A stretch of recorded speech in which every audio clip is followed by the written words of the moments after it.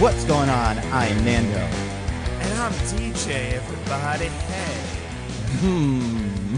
And I'm Diggins, and I sound the same, but my teeth are trembling constantly. This is mostly Nitpicking, a podcast where every week we pick apart a piece of pop culture by looking exclusively at the details. Ooh, well, it really makes sense because we're twins, so of course we sound the same. Wow. Me and Diggins are twins. I hate him. He sucks. Do you think that's why they named this one? They were going to name it like now you see me, now you don't. But they're like, but there's two Woody Harrelsons. We should probably just call it Now You See Me Too. Yeah, that's a pretty cool. Now you and see they worked on me. Yeah, now you see them. That's what it should have been. That's what it should have been. Now you see them. Yeah. Yeah. Damn.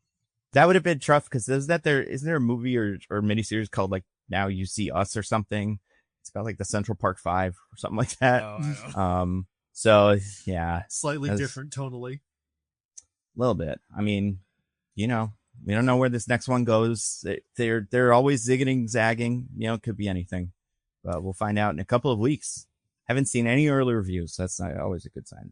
But you guys, before we get to that, we got to get to some news. Oh. The news of the week. DJ, you had news. Let's hear it.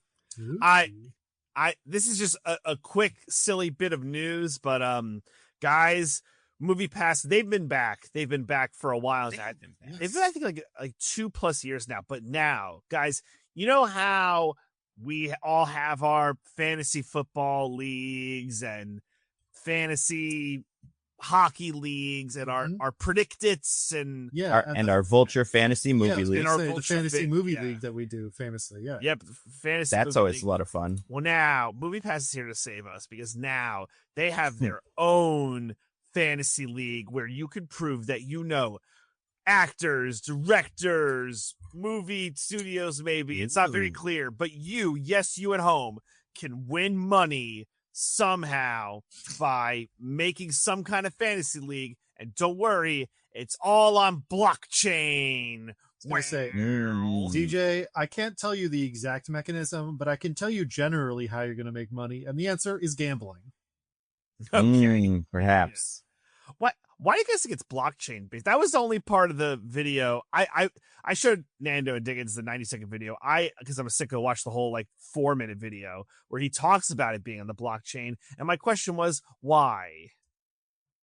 Because it's the future. Because they want to decentralize the whatever it is. Yeah. The crime or whatever. I don't know if it's a crime. Legend. Yeah, it's on the blockchain. If you do a crime and it's on the blockchain, then they can't arrest you for the crime because they can't erase it. The evidence that you committed a crime exists forever. If I wanted to do cryptocurrency crime, this would be the time, get it out of your system, when it's what the whole administration's doing, allegedly. So, maybe that's it. Maybe they wanted to throw that in there. So when this goes to the FBI, they're like, oh, never mind. This is one of those cryptocurrency ones. Let it go. They're all good with us, baby. Thanks, Robert Williams. So I'm in here. So it's called Mogul, and it's season 1, and it started about a week ago. It's gonna be seasons. Missed it. I got to get in on this right now. If there's seasons, so there's a budget. So your starting budget is 1 million Mogul coins. Oh man, that's so. DJ, I have to ask just real quick. What's the exchange rate between Mogul coins and dollars? Is that something that is known, or is that a secret? It's not clear, but it seems like so. You buy assets with your 1 million Mogul coins. So, if you draft a blockbuster movie, that's 100,000 coins. A lead is 25, co-lead 15, supporting 5. A mainstream movie is 50K, and then the leads go down like similar structure, 15, 10, 5. And then an indie movie is 25,000 coins. So it looks like you draft movies and then the actors in it. And then question mark? And then I do not see a thing on scoring. So do I have to keep clicking through? Oh God, this is so. Be careful. If you get to a page that's asking for your social security number, DJ, back out. So I'm confused. So I could draft the Running Man, but the Running Man costs 73,000 Mogul coin. Mogul coins. Wow, that's a steal. Yeah, I mean, That's less than 100,000. You told me a blockbuster would be worth. Yeah, but then is that like what does it do? Like once you have it, does it play the other ones or something? I really don't know. Also, you can't draft a lot of movies. Oh, they have a lot of independent movies. Okay. Yeah, like is Arco going to be good? Okay. And you could only do 6 guys. So you draft your 6 you get 100. Guys. Wait, you get $1 billion. Yeah, you get $1 million for 6 slots. But if the most expensive thing is 100,000, you can't possibly spend all of your mogul coins then. Well, Wicked for Good is $127,000. It adds up. I see. So the movie has a base cost, and then like the actors and stuff add to that cost. Okay. Oh, wait, but so what's the base There's cost? no version. If the movies are like coming out soon, there's no version of the movie that doesn't have the actors. So like, how is that not baked in? Well, Diggins, you gotta get in there and get Avengers Secret Wars before they announce any of the cast. Rock bottom prices, $0, 0 mogul coins or something. Now I don't even know who's gonna. I really wish I knew how scoring worked, but like I can't find it. There's a leaderboard. Yes. You know, right now, Say Iwi is number 1 with 35,388 points. This feels very inflated. But then, okay, yeah, and like. I love these things because I would like them if it was cool. It was like I feel like there was one time back in my high school where somebody started a fantasy league of movies that was kind of closer to what football is like than the Vulture one, where you actually just draft ones and your friends can't draft those. And like, I thought that was fun. But then I don't know what happened to it. I mean, it probably exists. So let's do that. Movie. It's terrible. No one should do this. I'm sad I've given them my information to give you all fine folks this information, but now no one else should do it. I am the sacrificial lamb. No one do this. No one do this. There's gonna be someone stealing your identity halfway across the world in the next few hours. Oh man, I really messed up. Oh god, no, mogul died. Thanks to all you. Like, are you sure you want the loan of $10 million to buy cryptocurrency? Yeah, get me whatever blockchain this is. I want it. I want it so bad. Anyway. Speaking of that, yeah, I feel like we should read these in the thing. There are there is a person in the Discord channel who has been putting together like, what would you call them, summaries or whatever of what's going on in the fantasy movie league. Oh yes, I'm sure. Specifically the Mostly Nitpicking subs league. That's right. Yeah. And basically nothing important has happened yet because none of us are in the top 5. But here's the 5 that are currently at the top according to this from Wine Wins. Carter Whitehead has currently got the best of people in our thing. Will Thornhill, James Cameron, Avatar 3, Wire Me Cash, Avatar, or another 28 battles later, and then Masakuzu. And then the pod summary, this is the one I want to read. Black Phone 2 has second biggest earner behind One Battle After Another, thanks to returning to number 1 at the box office. Wow, that's very good. Black Phone 2. One Battle keeps the crown for now because the 80-point haul from the Gotham Awards, Tron Ares has the best box office so far, but Jared Leto is the flight log, so who cares? Allegedly. But yeah, so it is. I want this to become interesting, but so far all the movies are bad, and none of them are the ones we picked. Well, so wait till Wicked comes out. I mean, right? One Battle After Another is a good. We're movie. Early. I think we're a bit early. I have a question for you guys. And I don't know if we've talked about this on the pod, but I don't know if you saw, or I think it was discussed in the Discord. One person put their league name Mostly Nitpicking No Space. Oh. And this person is under the name Two Gay Witches. Are I they wonder what movie that's about?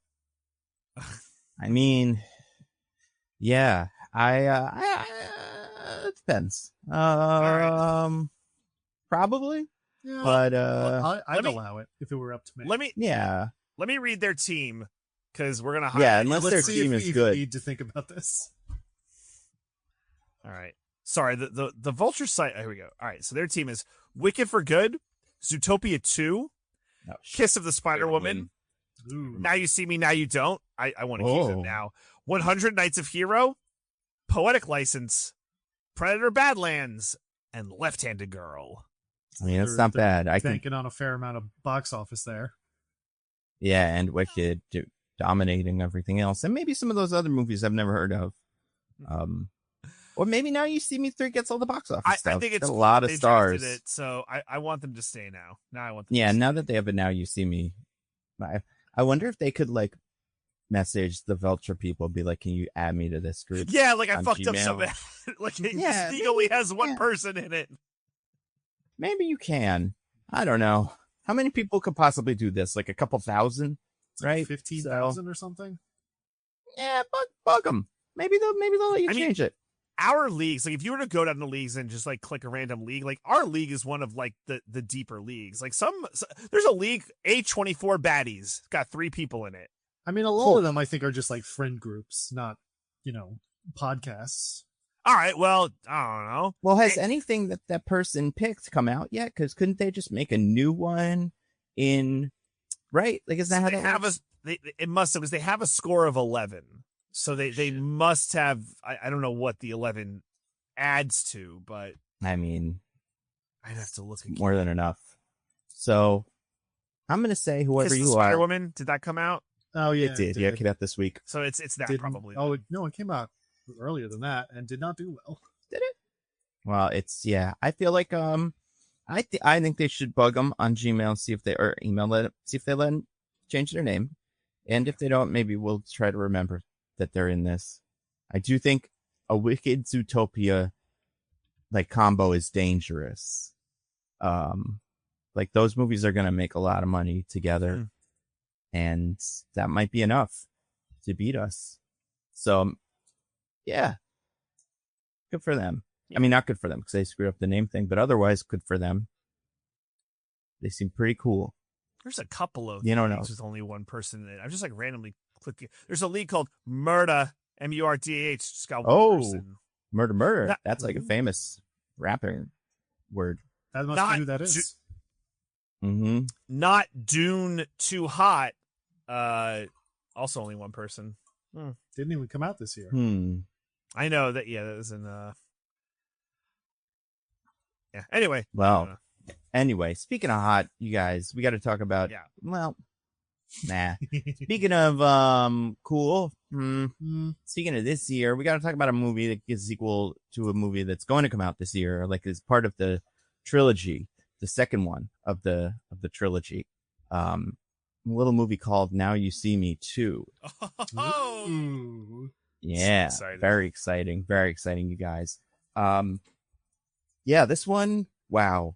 We did Now You See Me last week. I can't remember, but I'm pretty sure I confirmed neither of you had seen this before, correct? Yes, correct. Yes. Yeah, and I had seen bits and pieces. Now I had seen the trailer for the third one, so that did spoil one little thing for me. Oh, really? Oh, I didn't know that. But that's interesting. I have not seen that yet. I mean, it's fine because it doesn't make any sense anyway.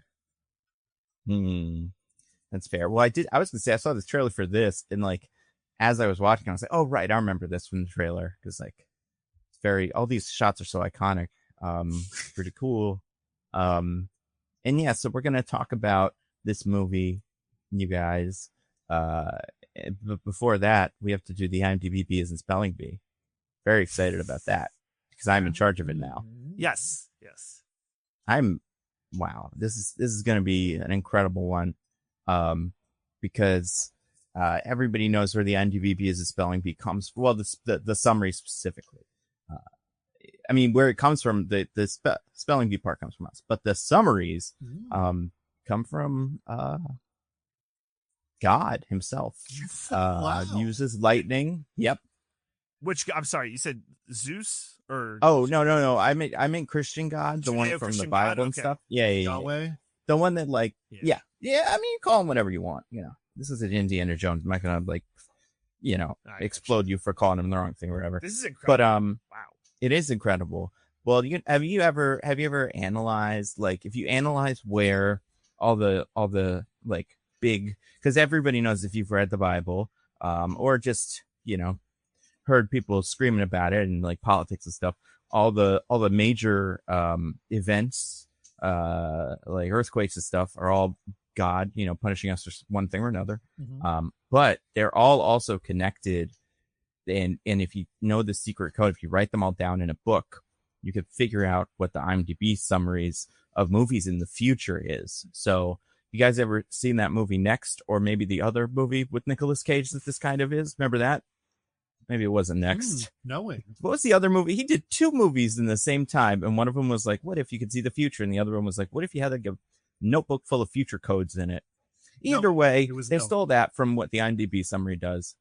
What's up? It was Knowing was the other one. Knowing, yeah, so that's actually better. Yeah, that's closer to what this is. Although sometimes it kind of feels like Next, because you can think back and, remember what it was. And sometimes it's like, jujitsu, where they're just like aliens involved too. Although this was God. Is God an alien? Maybe. It's not from here. So I think he is an alien either way. Makes you think. But yeah, that's why they're hiding it all from us, the government and stuff. So many people talk about fucking alien stuff. I'm learning so much. Have no interest in it. Anyway, God's an alien. He uses lightning and whatever to tell us what the IMDb summaries are. If you're writing down a little book, you can know what they are in advance, which none of us are doing because we're never able to, really predict what these are. But maybe some enterprising young or older, some with a lot of time on their hands was able to decrypt the code. They could figure out what these are. But yeah. So, and this one, and so sometimes they're better and sometimes they're worse or whatever. This one's pretty good. All the lightnings, we were right on track, baby. Okay. And earthquakes and stuff. Well, God doesn't make mistakes, Nando. That's right. True. He only turns out you didn't understand the whole plan the whole time. Very much like these guys. Yeah, so very much. Maybe like they're gods. Yeah. Well, we're gonna find out. One of them is like, very, very close to being God as far as he is concerned. But yeah, I would say overall, right after he for learns this a one, lesson about humility. Yeah. I'd say this one's pretty straightforward, not particularly long. So, Okay. Which one of you guys gets to go first, or gets to choose who goes first? Yeah. Diggins? Oh man, I am gonna go first. Okay. Incredible. The horsemen return to pull off a new daring heist and expose a corrupt businessman, but they soon find themselves drawn into a web of intrigue where they have to use their smarts and skills to make their troubles disappear. Okay. DJ, you got anything else that's like that? Yeah, I don't want to be so close to Dickens. All right, so let's magic this up. Nobody does. The 4 horsemen reappear after they are recruited by a tech billionaire to conduct their most dangerous heist yet. Wow, this is a tough one. This is a little tricky, you guys. Yeah, you really had to think about that one. You really, yeah, for a few seconds. Wonder what's going on. Yeah. I was thinking so hard, and so I'm might have to go to a little tiebreaker here, just a little one. Impossible. I know. Never do those. I know, it's a shame. I think they don't always do a tiebreaker no matter how close someone is. I know. Well, maybe. I mean, maybe I do love that, I'm a sicko. But yeah, it's tough because I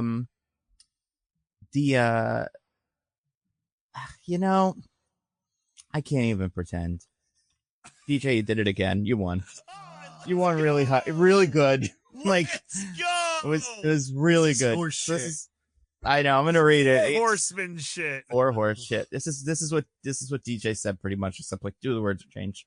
The 4 horsemen resurface and are forcibly recruited by a tech genius to pull off their most impossible heist yet. All right. So Yeah, it was pretty good. Yeah, you got some of the daring instead of height and possible, and the recruited and the resurface or whatever. But besides that, for some reason, because this is the second week in a row this has happened, someone is able to nail the "Now You See Me" IMDb summary, and it's not Diggins. That's true. Yeah. Well, because we've learned the patterns of God. I don't feel bad about not being in tune with these movies. Well, DJ, as the person who is in tune with these movies, you get to tell us what you thought of Now You See Me Too. I'm not even gonna do a long meandering intro. Holy shit, I hated it. This movie is so bad. It's crazy because I got a lot. I think there was some nuance last week to where I believe that this is not a movie that is it's technically well made and there's parts that I like, but overall I think it's bad but enjoyable, but something in the squishiness there. But this one is just bad. It's so confusing. It has this need to do this which I kind of get, this pick up where we just left off, although the next one isn't doing this. Maybe this one should have done what the third one is doing, where it's kind of this whole just different thing, or hopefully it's more about the heist. I don't know if it'll be good. It'll probably be bad because there's there's going to be too many character spotlights. But in this one, it's picked up where we left off with a little bit of a time lapse, but it had to keep all of the confusing stuff from the beginning with the guy in the safe and the stuff with Morgan Freeman and the FBI, blah, blah, blah, blah, blah, blah, blah. Tries to reintroduce some new stuff, doesn't pick up on it all, but also the way the movie does its magic is so much lazier. In the first, here's an example, and it's not really even spoilery. They try to make the Woody Harrelson character kind of a mentalist in the first movie, and they kind of try and do that with trying to be able to read people and stuff. In this movie, he just grabs you hard and puts you to sleep, and that's the entirety of his character, right? And it's not that it loses the charm, but it does. To be fair, DJ, in the first movie, he did look at a man through a windshield and make him fall asleep. I mean, sure, but a non-mental giant, right? He's just grabbing people and holds them up, and he's a mental dwarf. Some are saying. Yeah, that is what they would say. And then they gave Dave Franco cards. There's a card sequence in the middle of this movie that is fucking insane. And once you learn the whole twist, it's fucking insaner. Actually, once you learn the twist, that's the only way that scene makes sense. I guess you're right. Yeah. I guess you're right. Because they'd be what the fuck are they?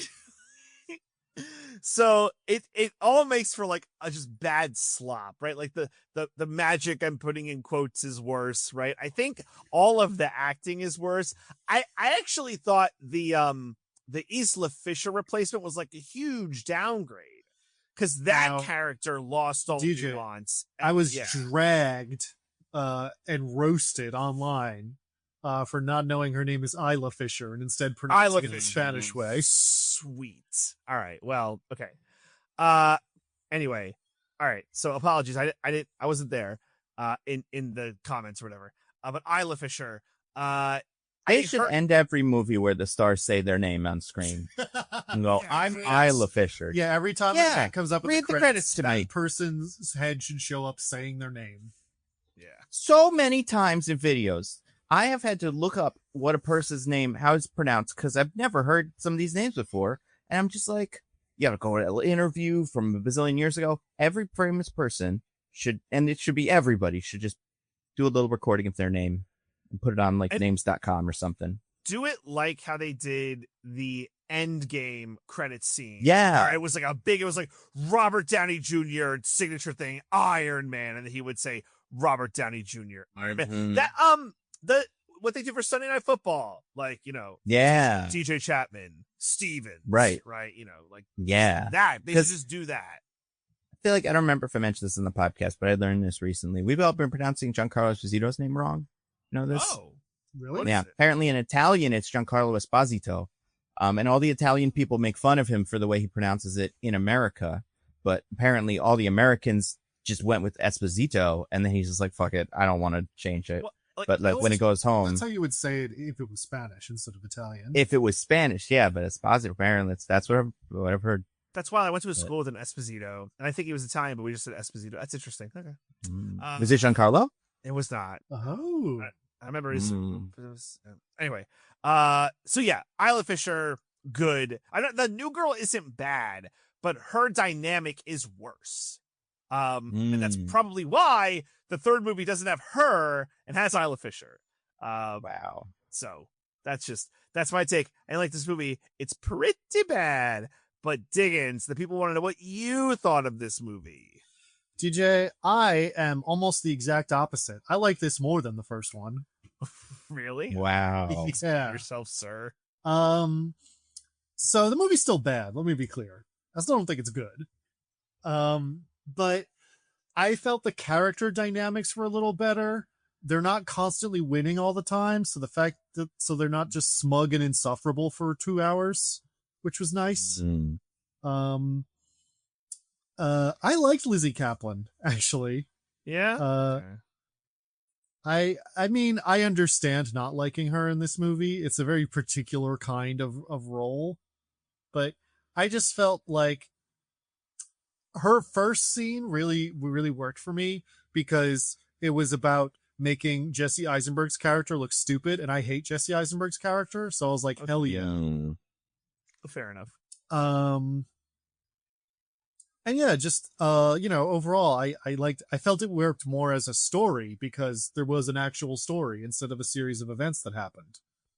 That being said, the series of events that happened still don't make any fucking sense at all.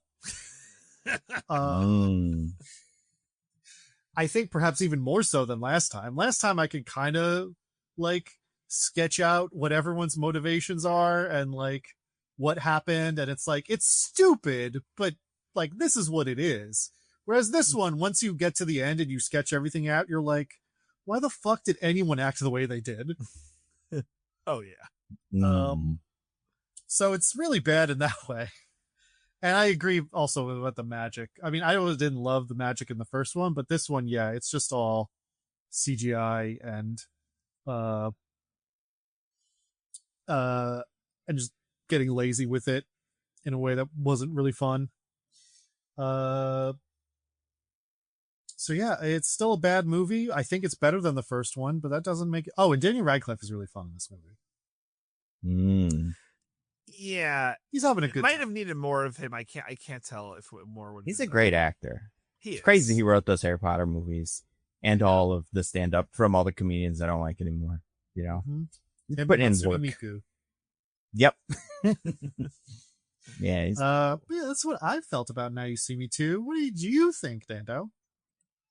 So I think looking back at it, it's so interesting, and like looking forward a little bit, that all three of these movies, Now You See Me, Now You See Me Too, and Now You See Me, Now You Don't, or whatever, are all directed by different people. The first one was directed, like we said, by Louis Leterrier, the guy who directed like Incredible Hulk, more or less an action director, Transporter. The new one is going to be directed by Ruben Fleischer, who I think most people probably know from like directing one of the Deadpools, I think, or something like that. He's fine. Like, I don't think, and like Venom. That's actually, it's Venom's the thing people know him for. Like, I think he's a competent director. And Uncharted. So, sometimes he does his best. You're not filling me with confidence, Nando.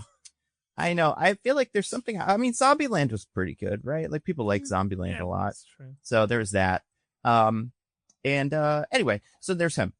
This movie, written by almost the same people, although there's a different writer in there. So I'm wondering if maybe he's part of the secret sauce, but also has John M. Chu, who insane. Everybody knows from Wicked now. But if you're a real, cool person like me, you knew him as the guy who made that one pretty good G.I. Joe movie that makes the other one look like shit.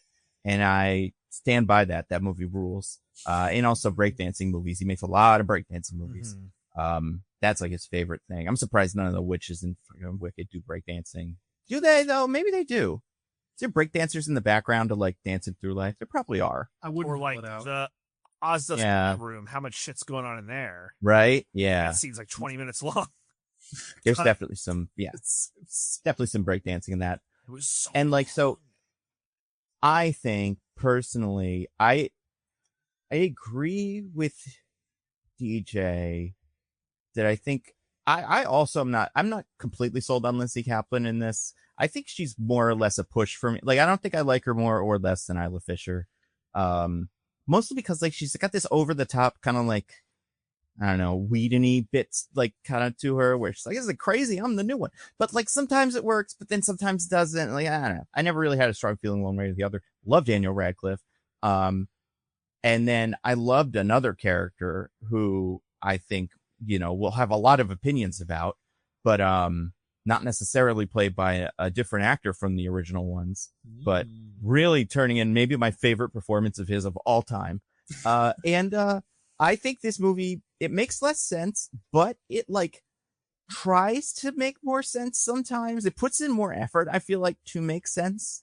And like, as stupid as like the bit where they're putting the card through all their orifices and every jacket and whatever, like as stupid as that is, if this was the first movie, it would just show them doing shit. And then you just go, "Oh, they must have done the card right." But this movie, they go through all the trouble of putting little strings on the card and giving us all kinds of cool first person view. I also think the ending bit is kind of like this, where like it's not that impressive, but they do like the movie kind of has like a sense for what it is. And just overall, I like this movie a lot. I had a great time with this, even though it's probably dumber. Well, like the first one. Yeah, I did like the first one more. I think I like this one more because I just think this one almost kind of goes from being like so bad it's good to kind of good. And I think it is just based on the pace and like the charm of the movie, which I'm gonna guess you can put most of it up to John M. Chu. And his directing choices. That's fair. And, yeah, I think, I think the plot is fine. I think you could cut everything with Mark Ruffalo and I'd really like it, but he is there. So you can't really do that. Well, you Like, get your all wish the in plot- 3. Is he not in the new one? He's not on the cast Ooh. list. Is he not in the cast as well? Well, I doubt that. He's got to be in there somewhere. I mean, maybe not. But as what, right? Like, as his god. But what is he doing in this movie? What's Mark Ruffalo doing? Yeah, like if He's the leader. Oh, I don't. He's the leader of the Horsemen. It's a long time later, and the Horsemen are gone. Like, why? Like, why would he be in this movie? You're talking about in number 3. No, sorry. Or why would Mark Ruffalo? I know, Yes. but I'm saying, like, you're saying the Horsemen are gone. Why would Mark Ruffalo be in the movie? The Horsemen are in the movie. Why are they in it? It seems from the trailer like they all just kind of like run into each other from happenstance. Like it wasn't. Like DJ, that's what it seems like because you're watching too closely. DJ. Absolutely no way. There's not a chance in hell it's happenstance. Get out of here. Yeah, my money's on that he is in it, but I don't. I don't think I've even seen a trailer. I saw one clip where they're all doing one-upping each other with magic in a scene that looks like it has to be really fun, or else I think it's gonna kill me. You'll know it when you see it. But I don't. Somebody was on the this was Isla Fisher actually was on one of the shows, and that was the clip she brought with her. Here's one for you: is Lizzie Kaplan in the third one? I do think she is not. I think I've heard that she is not. Oh, like confirmed. She is also not on the cast list. Well, we can't choose the cast list apparently. It's true because you look too closely at the cast list.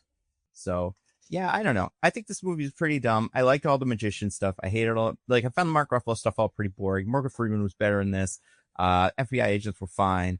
And yeah, the bad guy was good. So overall, I thought this movie was pretty. I had a really good time with it. And I don't know if it's the same musical person, but it's sounded fun. Yeah, I don't know if it's the same. I should look this up. But yeah, no, I liked it. That was good. I understand why they're making more of these, and you know what it is? It's like the first one didn't. Well, that too, yeah. But the first one didn't feel as much like a heist movie as this one does. And even though it's not a particularly convincing heist, I get the vibe of a heist movie from it more. And yeah, so I appreciated that about it. Oh, okay. So it was Brian Tyler did the music for this one, for 2. He is the guy who did Iron Man 3 and stuff. Also did Crazy Rich Asians. So maybe he's a John M. Chu guy. Maybe he comes with him to that stuff. But I think he was I think if he didn't do the original, oh no, he did. He scored both. Maybe it took a while to grow on me, but like by the end of this movie, I was walking around in my head like, maybe 6. Oh, that's true. Yeah, he's just like, oh, he was trying. I can't do my best work right now. I mean, that movie came out the same year as Iron Man 3. Like he was, and I think his Iron Man 3 score is pretty good. But well, actually, according to this, he was the score producer of Now You See Me 1, but the conductor of Now You See Me 2. So maybe that's different. Anyway, that I just, all I'm saying about that is that bit where it's like, ba-dum, ba-dum, ba-dum, ba-dum, ba-dum, loved it. Every time that happened in the movie, I was totally in. Yeah. Still don't really, know what's happening in any, scene to scene, but it's pretty cool. And you know what is going to be helpful for people who don't know what's going on? DJ, you don't have to do this. Diggins has to do it. Sorry, it's an instinct, like a reflex. I got that reflex might change soon if things don't turn around. Nando, maybe your turn soon. We'll oh no, Diggins, you've got to give us a summary, the 15-minute summary for Now You See Me Too. You better pull up the clock. Although is it going to be a spooky clock this time? It's Hutchtober's over. Oh yeah, it's got to be a turkey clock or something. Yeah, there is the turkey one. Let's see. Stop point. I feel like the turkey one's such a slam dunk. You just have like the the meat thermometer or whatever. It pops. See, the problem with it is that what this one is? Whoa, this is Thanksgiving race timer. I don't like this. This is way too complicated. Unless let me try something. Set. Nope. Yeah, it's giving me a full race with 4 racing turkeys, so that's not helpful. Thanksgiving corn timer. Okay, that's what we need. This one gives me corn. So I will share this with you guys. So we'll have that timer going. And Diggins, you'll get to explain to us what happens in Now You See Me 2. And this is the corn. You can see it. Oh, or the maize. Clear to everybody. As the Native Americans would say. It's true. I don't know if you guys could tell if you read it. It says online-stopwatch.com/Thanksgiving/Thanksgiving-corn/. So this is a Thanksgiving corn. Gotcha.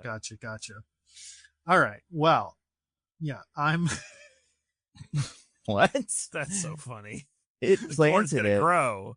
Like the root will make the corn grow. Yeah. I'm confused. It's all coming together. Mm-hmm. That's what you think is the rain, but actually, it goes upwards. Yeah. All right. So Diggins. I got to talk about Now You See Me Too here. Now You See Me Too. Yep, which is a movie about big heists taking place and stealing tech stuff and maybe stealing hearts and actually talk about stealing hearts and falling in love, that kind of thing. That reminds me of the episode of Joey I watched this week. Oh wow. Oh, the sitcom. The Friends spinoff, Joey. Yeah, I remember that. I think I saw 1 or 2 of those this week. Maybe 1. Yeah. Did you guys happen to watch Joey and the Christmas Party? I did. Oh yeah, I got to get into the spirit of the season. It's right over Thanksgiving. It's past Halloween. Christmas. That means it's Christmas time. Mm-hmm. So let's just talk about this real quick. Real quick. Yeah. Mm-hmm. So in this episode of Joey, obviously at the end of the last one, Alex and Joey started making out. Because she finally has taken what she wants, or like kind of got over her business. Yeah. So they're going upstairs to fuck. Very good. Get down. And Joey's all excited about it because he gets some champagne when Gina just walks in and he's like, I'm about to go have sex with Alex. And she's like, no, you can't do that. She loves you. And he's like, what? She didn't say that. She just said she wanted to have fun. Yeah, that was a fun bit. Why would you tell me she's this like, now? Every time he brings it up, every time he's like, why did you tell me that? And she's like, because she loves you. You didn't tell me she loves me. Well, why would I tell you she's obsessed with you? You didn't tell me she's obsessed with me. It always gets worse. So that's fun. Yeah. Also, any of you guys think this was Alex's room when you got in there? I assumed it was. It looks like Joey's room. We've seen Joey's room before. Yeah. Plus It is. it had but his penguin. Is that just Penguin? I forgot about Oh, the that penguin is from Friends. Ah, okay. That just felt like something she would have, but I guess if it's a Friends thing, then yeah. Mm-hmm. Good for him. But yeah, so Joey decides to play it off instead and just acts like he doesn't want to have sex with Alex. So she gets disappointed.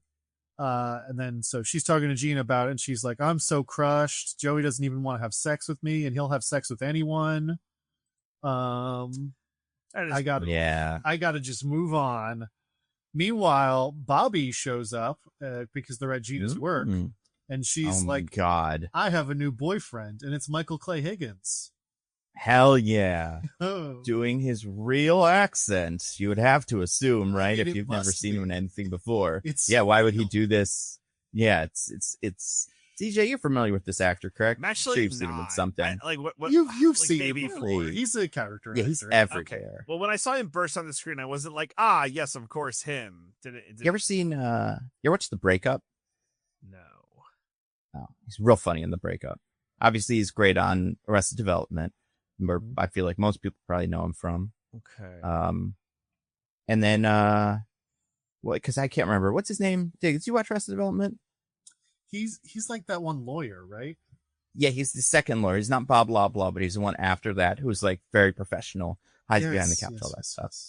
And then he's the principal in the Saved by the Bell reboot that I think is pretty good. That they try to pretend was in the original Saved by the Bell cast, so they like age him down and then put him in the background of shots. He's great. I like him a lot. And he's, I would say, wildly miscast here, but that's part of the fun of it, you know? Yeah. So he's playing a British big game hunter who's dating Bobby, but he is very controlling. He tells her she can't dress too revealingly, and he, like gets jealous of any man who even comes near her. And Gina and Alex are like, this is weird, but whatever. Anyway, Alex has decided she's not even going to go to Joey's Christmas party that he's having at his apartment because she's so upset about all this Joey stuff and she needs some space. But Joey is like, everything's cool now. We didn't sleep together, which means our friendship isn't ruined, so it's fine. So he is expecting Alex to show up. The party's going well for a while. Zach and Michael want to hit on models that Joey has invited to the party, but they're both bad at it. And like, you think it's leading up to like a lesson about like, women just want you to talk like you're yourself. You can't be like putting on weird airs or anything or bring a weird energy to it. But then the episode hard pivots to like, no, Joey's actually just magic. I loved it. Yeah. It was a great joke. I like that too. I think they could still, it's weird because this is also kind of like maybe a 2-part episode or something. So like maybe there's going to be a resolution of that, but even if there's not, I like the idea that like, yeah, he's just wildly underestimated how handsome he is and how getting women for him is super easy. That was fun. Like that. What was the thing he said? He was like, you guys want to see my Return of the Jedi, bed sheet or whatever. Yeah. Well, let's go check on his bed sheet. He said, I've slept with 2 women. Do you want to see my Return of the Jedi bed sheets? And she was like, I'll be number 3. Well, then the second one, I feel like I can't remember what it was. Oh, he was like, I want to give you a lecture on something. And then she's like, everybody come over around here. He's going to give us a lecture on this thing. It was great. I loved it. But yeah, no, but in the main story, Alex had Joey in the Secret Santa, not Howard, even though Howard gave him a present anyway. Walkie-talkies and a telescope so they can keep in touch. I can't believe Howard's still in the show.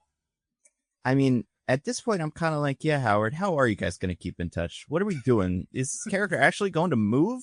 Because like that's not what happens on these shows, but maybe they are. I don't know. But yeah, Alex is not coming to the party. She tells Joey like, no, I'm not coming. I made plans. I had feelings for you, but it's clear you don't feel the same way. And I feel weird about it. So I need to go. And Joey feels bad, and he makes a mall Santa fall off the wagon and become an alcoholic again. So isn't this the second time Joey has done this to someone? Well, first it was unknowing. This time was on purpose. Yeah, I mean the Santa was more than happy to do it. He did not take any convincing. Yeah, it's crazy that the recovering alcoholic immediately succumbed to pressure to drink. Yeah, it's on him, man. Joey didn't nothing wrong. But Gina's like, don't go there. You're being selfish. Don't go there unless you have feelings for Alex. But then Alex's present for him shows up. She got a snow machine or something because it's snowing outside, which is all Joey wanted. He wanted a white Christmas. So now he's like, I do like Alex and I do want to try a relationship with her. So he goes to run over to see her, but through the window, he sees her kissing Dean. No. Yep. So then he walks away, Charlie Brown style. Yeah. We don't know who that guy is, right? It's Dean. He's from the other one. He's the other old guy. There was a bit in this episode where it was like, you should go hang out with him. And then she's like, oh yeah, he's okay. Yep. Even though Diggins, I am shocked you to shut you up earlier. Yeah. And they went to of course, I can't forget the resolution of Bobby's plotline. Oh my god, that is a great plot line. Which is she's hitting on Michael, and Michael Clay Higgins doesn't like it, but then she makes out with Michael because she doesn't like how he's talking to her, and Michael Clay Higgins is into it, and then he's gonna make out with Michael, but Michael runs away. Yeah, that was fun. I like that they kind of brought back, because I didn't love the Michael is like being preyed upon by Bobby plotline until I really stopped liking everything Michael was doing this season. So now I'm like, oh yeah, let's throw that back in the mix and see if that fixes his character. And it almost kind of did. I also enjoyed what Zach was doing this episode. I thought it was fun. His weird celebrities who nobody really cares about, and like his name dropping. I thought was cute. I mean, Nando, I think you find that Marlon Wayans has the capacity to be a one of one. I was gonna say, yeah, some of those are A-listers now, but back in the day they were not. They were Z-listers. I was shocked, Diggins, that your connection to this episode from, if you were going to kind of drive the conversation in this episode, wasn't the thing that this episode and the movie both kind of do, which is the taking off the bra without noticing trick. Oh yeah. Because in the beginning of the episode, DJ's like, I am a magician when it comes to undressing women. And DJ said that. That's right. Me? Or Diggins, excuse me. Yeah. You all said it. Yeah, you're all one guy. Yeah. It's definitely not Joey, the character in the show, that said that. Well, yeah, DJ and you both said it before the episode because we were talking about your daily lives. And it reminded me of Joey. I didn't want to say it yet because I was going to see if Diggins brought that up. But yeah, the way that she says that, and like, I love I love doing that, and it could change your underwear to a thong. And he's like, I just can't do all of that. But yeah, so it's crazy. A magical name drop in the episode. Wow, you're right. I should have done shocking. That. Somebody takes their bra off in this movie too. Yeah, that's true. And this movie also features a snow and rain machine.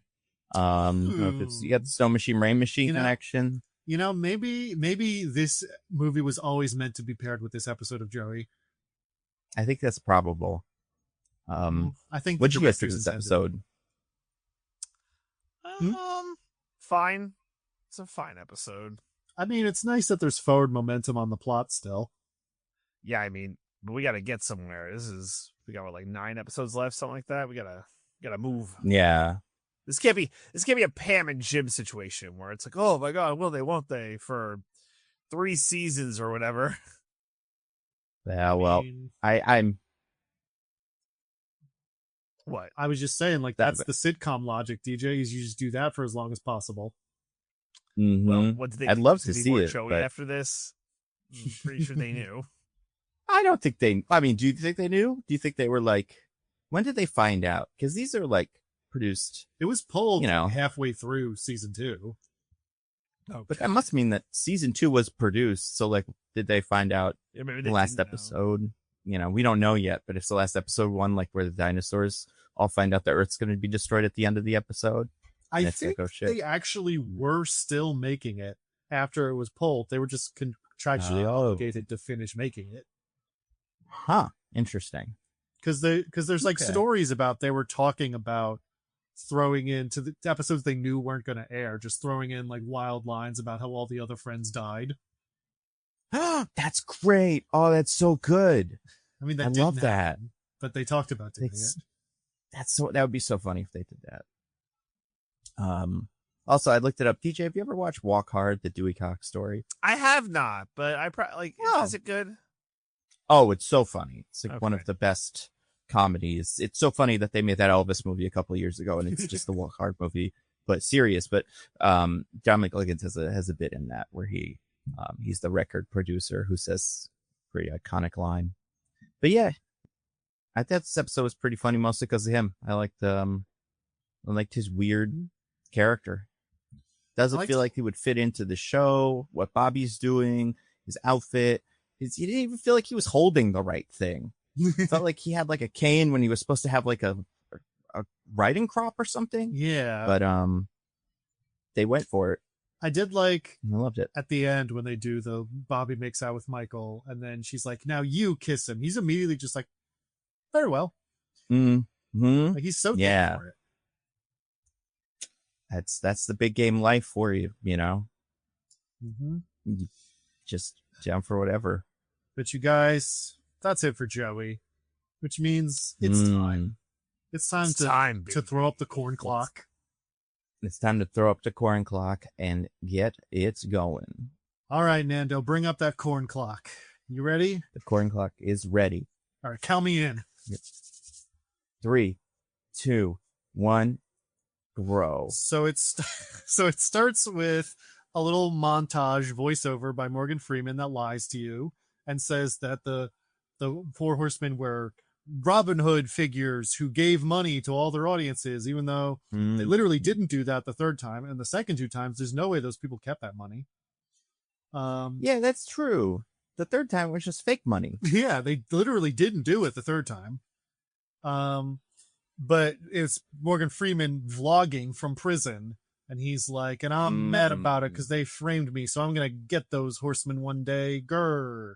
Meanwhile, the horsemen are in hiding because of they're big criminals now because of all those crimes they did.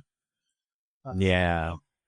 But when Jesse Eisenberg goes to the Eye and he's like, I don't want to be in hiding anymore. And the Eye's, who is just a mysterious voice emanating from a sewer or something, is like, don't worry, you're such a cool and special boy. You'll be in charge of the Four Horsemen soon, but you have to be patient.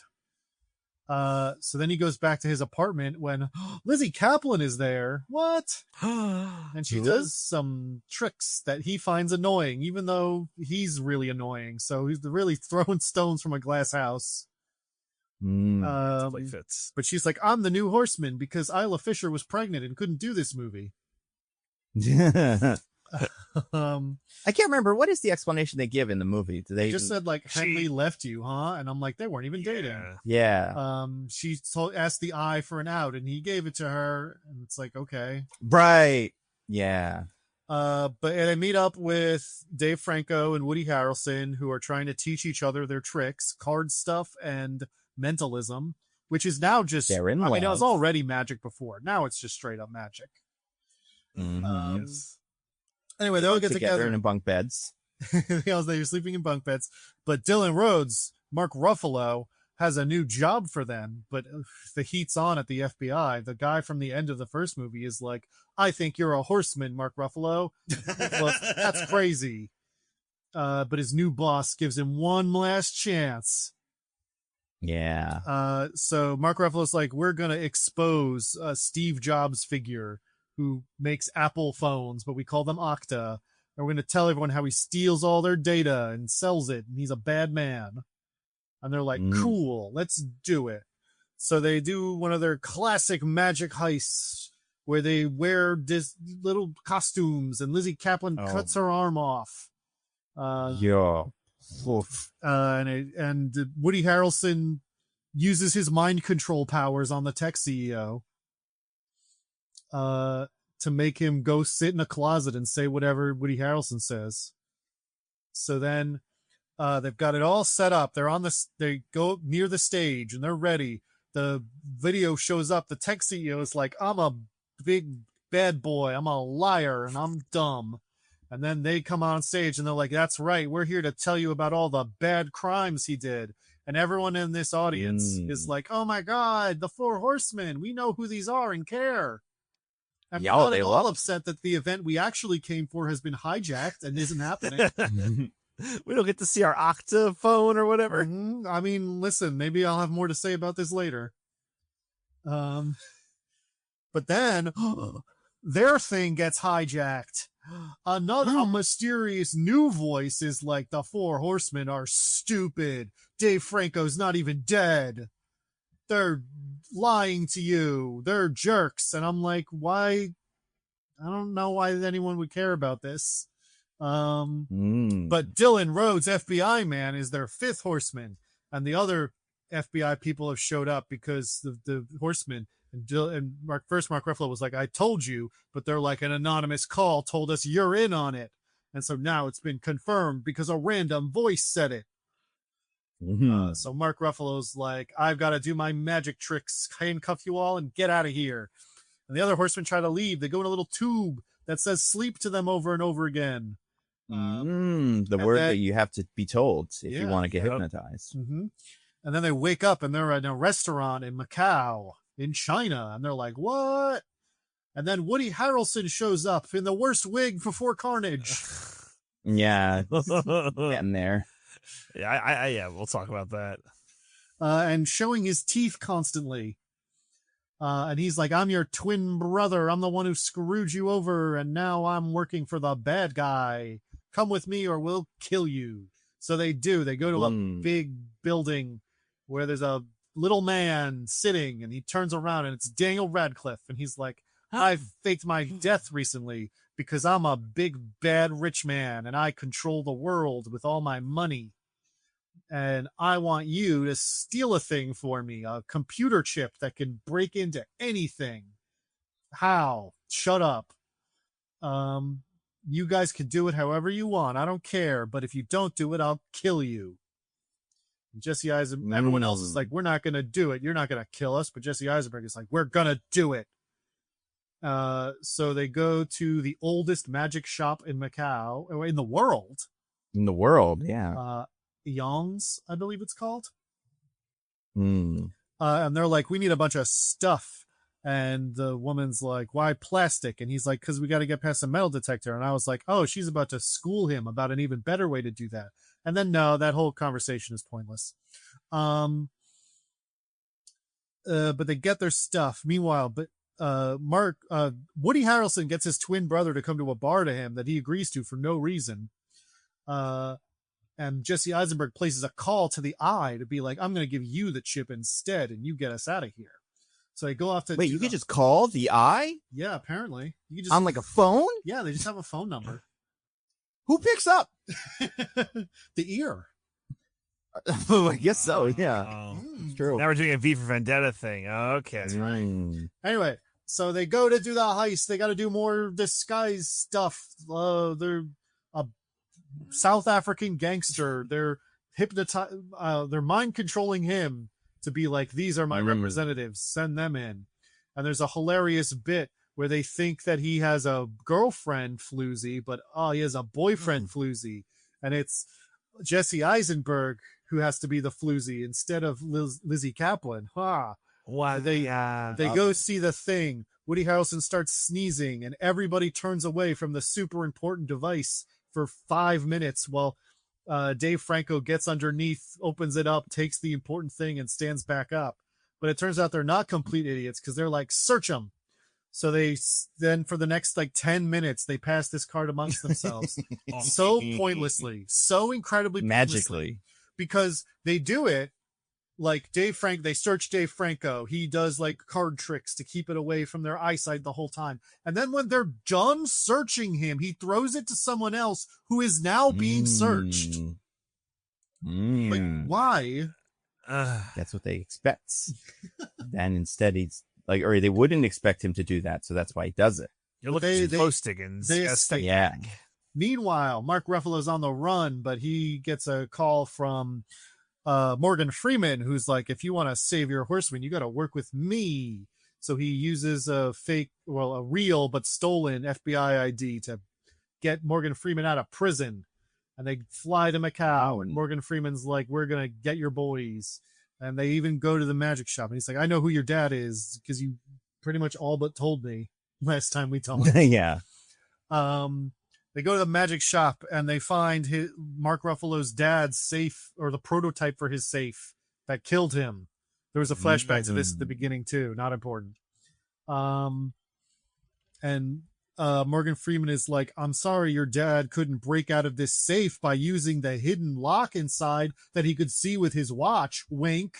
Oh. He doesn't say that directly, but he might as well. And then he gets into a coffin and disappears. And I'm like, you literally just talked about how we know how that coffin works. Or do we? I don't know. Anyway, Jesse Eisenberg is like, I'm going to go alone to deliver this chip to the eye. But Mark Ruffalo finds him and is like, Jesse Eisenberg, I found you. And Jesse Eisenberg's like, fuck off, Mark Ruffalo. I don't even give a shit about you. Yeah. And he goes, but it turns out he got played. Daniel Radcliffe is the man in the Blue Hatties meeting. Uh-oh. Holy shit. Mark Ruffalo pretends to beat him up so he can slip the card to Jesse Eisenberg and then be like, I've got the card, Daniel Radcliffe. And he has a big magic fight like the one with Dave Franco in the last movie. Yeah. But even dumber. Very fun. Very good. All the same beats in reverse, kind of. Yep, pretty much. They catch him anyway, though, and he's like, oh, I'm captured. And the other horsemen are like, we gotta save him because we're horsemen. We save him. And then they do save him somehow. How the fuck do they save him? Well, because he gets thrown into the vault, or into the thing. Oh, so right. So it turns out that Daniel Radcliffe is Michael Caine's son. And Michael Caine wants revenge British people. for the first movie. So they put him in his dad's safe and throw him in the river. And they're like, ha ha ha, he's dead. And I don't even give a shit. But he managed to pick the lock using the incredibly obvious hints that Morgan Freeman gave him. And then the other horsemen. And the watch that he has. Yeah. Pull him out of the water and he's alive. And they're like, we got to get him. So they go to London. They say, but they're like, the chip we have is fake. What happened? Whoa. But we're going to pretend we have it anyway. And we're going to bluff him. We're going to expose all your secrets in midnight in London, Daniel Radcliffe. And Daniel Radcliffe's like, oh, no, not all my secrets. I need those. Maybe asking people to steal a thing that can steal all my secrets and then not supervising them was a bad idea. Yeah. Or just telling them that I exist at all, and then just like they could just go online and say he exists. That's all you need. Yeah. It would be hard to prove, but people that want to know could find him. Yeah, they'd start looking into it. Anyway, so they go to London, and meanwhile, and Daniel Radcliffe and Mark Ruffalo and Woody Harrelson's twin also go to London, and they're calling all the warriors. They're like, we got to catch those guys. Yeah. They do a bunch of pop-up shows, like at the end of last movie, where they just show up in London and people are like, wow, those famous stage musicians, and not like, wow, those wanted criminals. The Robin Hood types, though, so we love them because they gave us money. They don't give anyone any money in this movie either. They don't even pretend to in this one. No, they're just going to expose secrets. They save everybody's privacy. So that's even more important than money when you really get down. They don't really, because they screw that up at the beginning, and then everything else is about themselves from this point forward. Right. But anyway, so they do a bunch of pop-up shows, and Daniel Radcliffe and Michael Caine are like, we gotta outsmart them. So Woody Harrelson's twin goes to see Woody Harrelson and is like, I can read your mind with my mind reader powers because we're both psychic. Haha, I know you're going to be in the Towers, and you're meeting up at this other place in London. And then he bumps into a guy and is like, get out of here, hobo. And you're like, that can't possibly be important. Nope. But so Daniel Radcliffe and his guys show up at the meeting place and they all get captured, even though they try to do a cool escape on motorcycles. So they get dragged onto Daniel Radcliffe and Michael Caine's plane. And they're like, we got you. You give us the chip. And so they do, so they don't get killed. And they were like, uh-oh, he's going to find out the chip is fake. But then Daniel Radcliffe is like, the chip is real. And I'm like, What the fuck does How? that mean? And the answer is it's never yeah, explained. they lost me with this one. Yep. Nope. Anyway, then they're like, well, we don't need you anymore, so we're going to throw you out the plane. You're dead. And they do that. They throw them all out of the plane, and then they laugh evilly and drink their expensive champagne. But the expensive champagne tastes bad. And then it changes color. What? And then the horsemen are outside the plane windows? It turns out they weren't in a plane at all. They were a plane. Well, they were in a fake plane, I guess. Sure. I don't know. They weren't flying. No plane. They tricked him. They hypnotized him with their mind control powers and made them go in the wrong plane, and then set this all up so that they would walk out onto the Thames and be like, hey, everybody, here's some guys. They did some bad crimes. And everyone's in the audience like, we love you, Four Horsemen, even though we have no clue what the fuck you're talking about. None of this means anything to us, and it couldn't possibly. They love it. Well, you know when they're talking about something, it's pretty cool. So you're just kind of going with it. They have Riz. There's no magic trick to this. They just sit there and talk about how Daniel Radcliffe's a bad man. Yep. He is a bad man. They were all in on the magic trick together. Mm-hmm. They planned it all. So they're like, we got him, but the FBI's there. And they're like, we don't have jurisdiction in foreign countries, but arrest them anyway. So they go to arrest them. The other horsemen scatter, but Mark Ruffalo's boss finds Mark Ruffalo, and he's like, I have a data stick with all the stuff on it. And she's like, how should I trust you? And he's like, I don't do it anyway. And she does for no reason. Anyway, then they go to meet the Eye, and it turns out the Eye is Morgan Freeman. What? I guess like I was testing you the whole time. And he's like, what does that mean? And then it turns out the whole heist they did where they stole the chip was actually just an eye operation because the guy there was that part of the eye. And maybe the whole thing was fake from the beginning. There was never any chip. They just punked Daniel Radcliffe the whole time. I don't know. It's as confusing as what it about sounds. Morgan Freeman? Morgan Freeman's retired and Mark Ruffalo's in charge now. The end. Nice. Good job. Good job. Wow. That's a sound. That's what it sounds like when corn is made. Wow. I wasn't expecting that. I was expecting, what did you guys think the corn sound was going to be? Like, I don't like roosters cawing? Yeah, something like that. Yeah. Farm sounds, cow mooing. We got to watch the corn grow during the timer. It was, I kind of thought it might be a person saying, like, corn's ready or something, but no, it was like a really loud, like, trumpet thing. Cool. Great.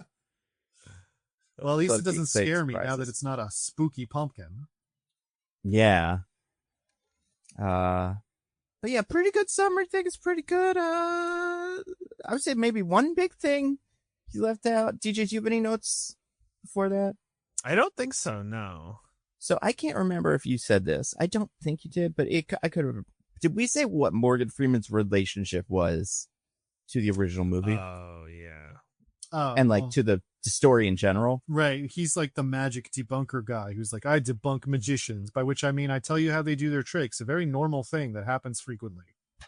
Yes. Well, right, but that's what it would appear. But then what do we learn in this movie? Actually, he was a magic duo with Mark Ruffalo's dad, where he would egg Lionel Shrike on, and then Lionel Shrike would do cool tricks. And I'm like, I don't understand what's the bit?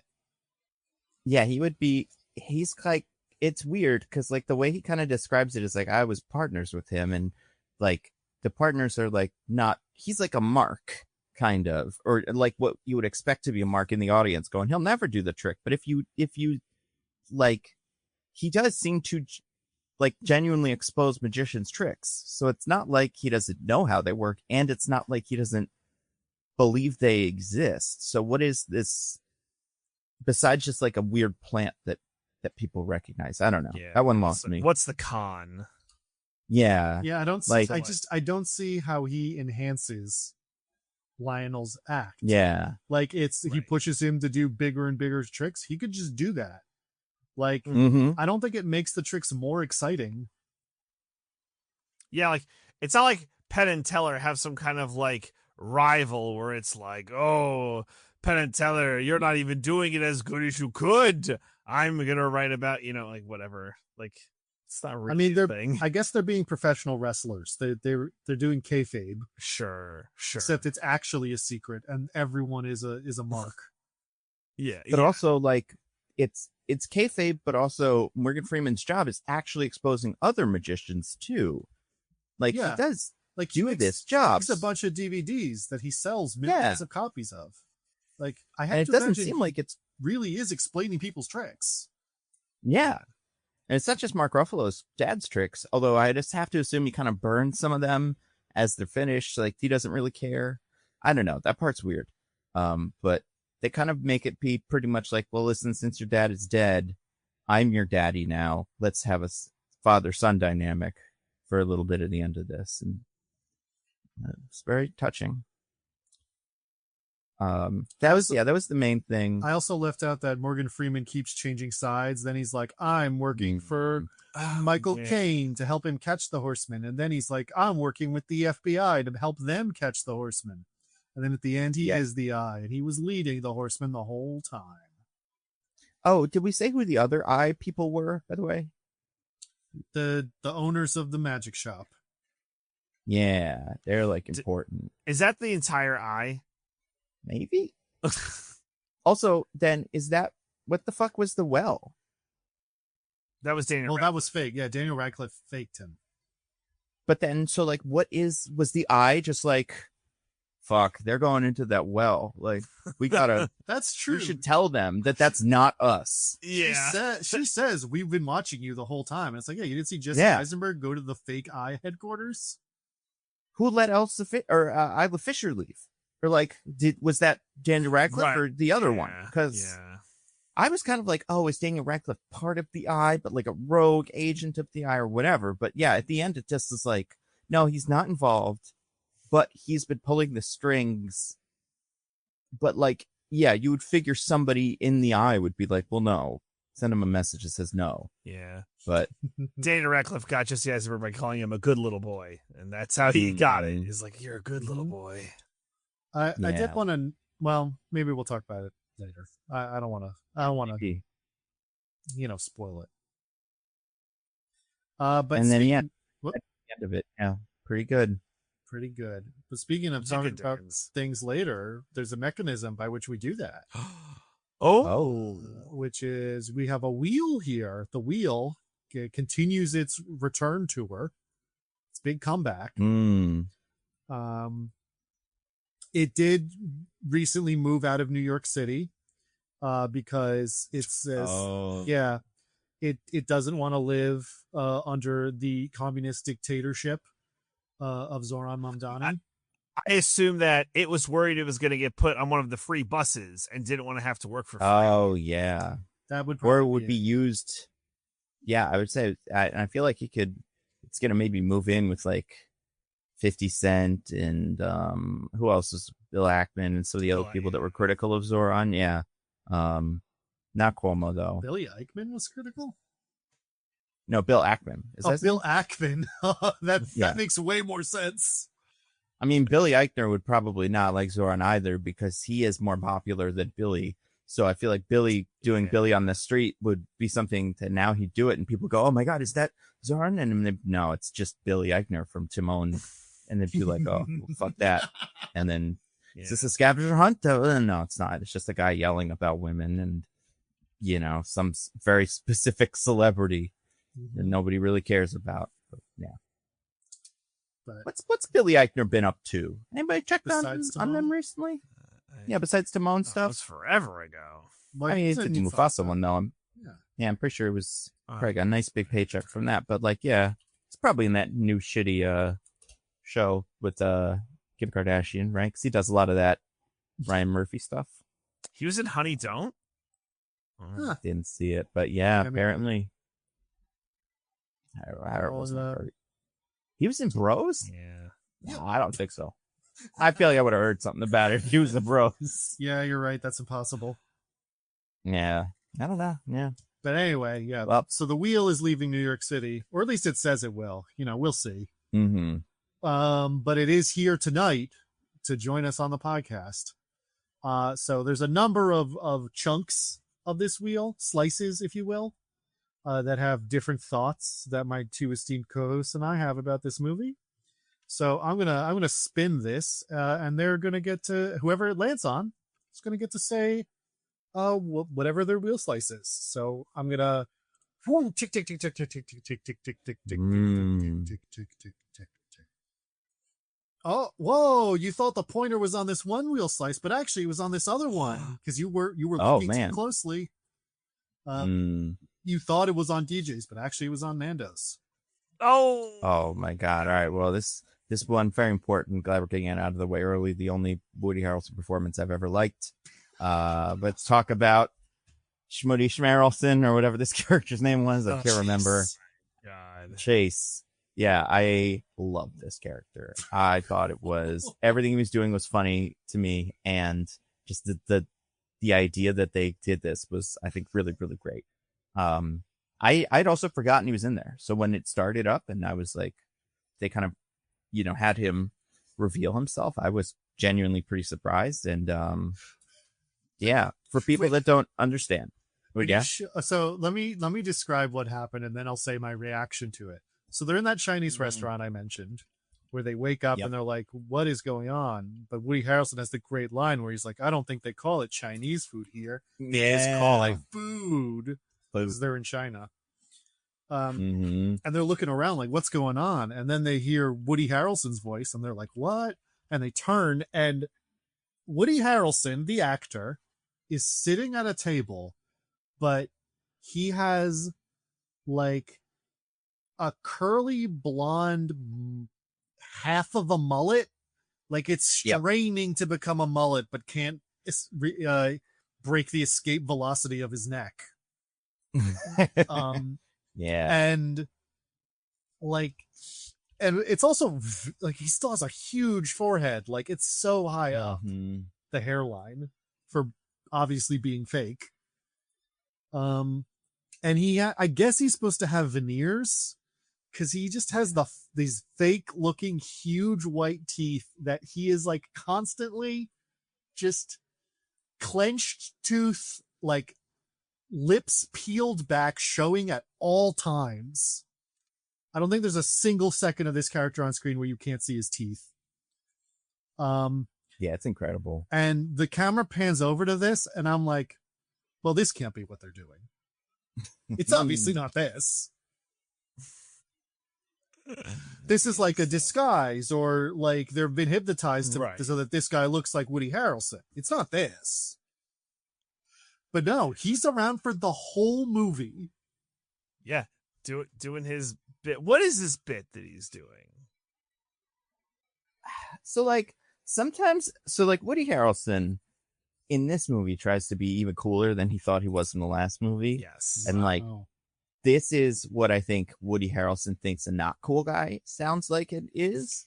But it's it's very high, but it's still kind of southern. But he overpronounces all the words. It's very weird. Does the hair and goatee remind you of any particular co-star he may have used to be associated with? That would be wonderful if that was the bit. If I would love it, but he doesn't seem like he's going for a Jesse Eisenberg. That would be really funny though if he did a really fast, really obnoxious version. Or are you saying Mark Ruffalo? Because I think he could be either one of those two. I think DJ's talking about Kirstie Alley.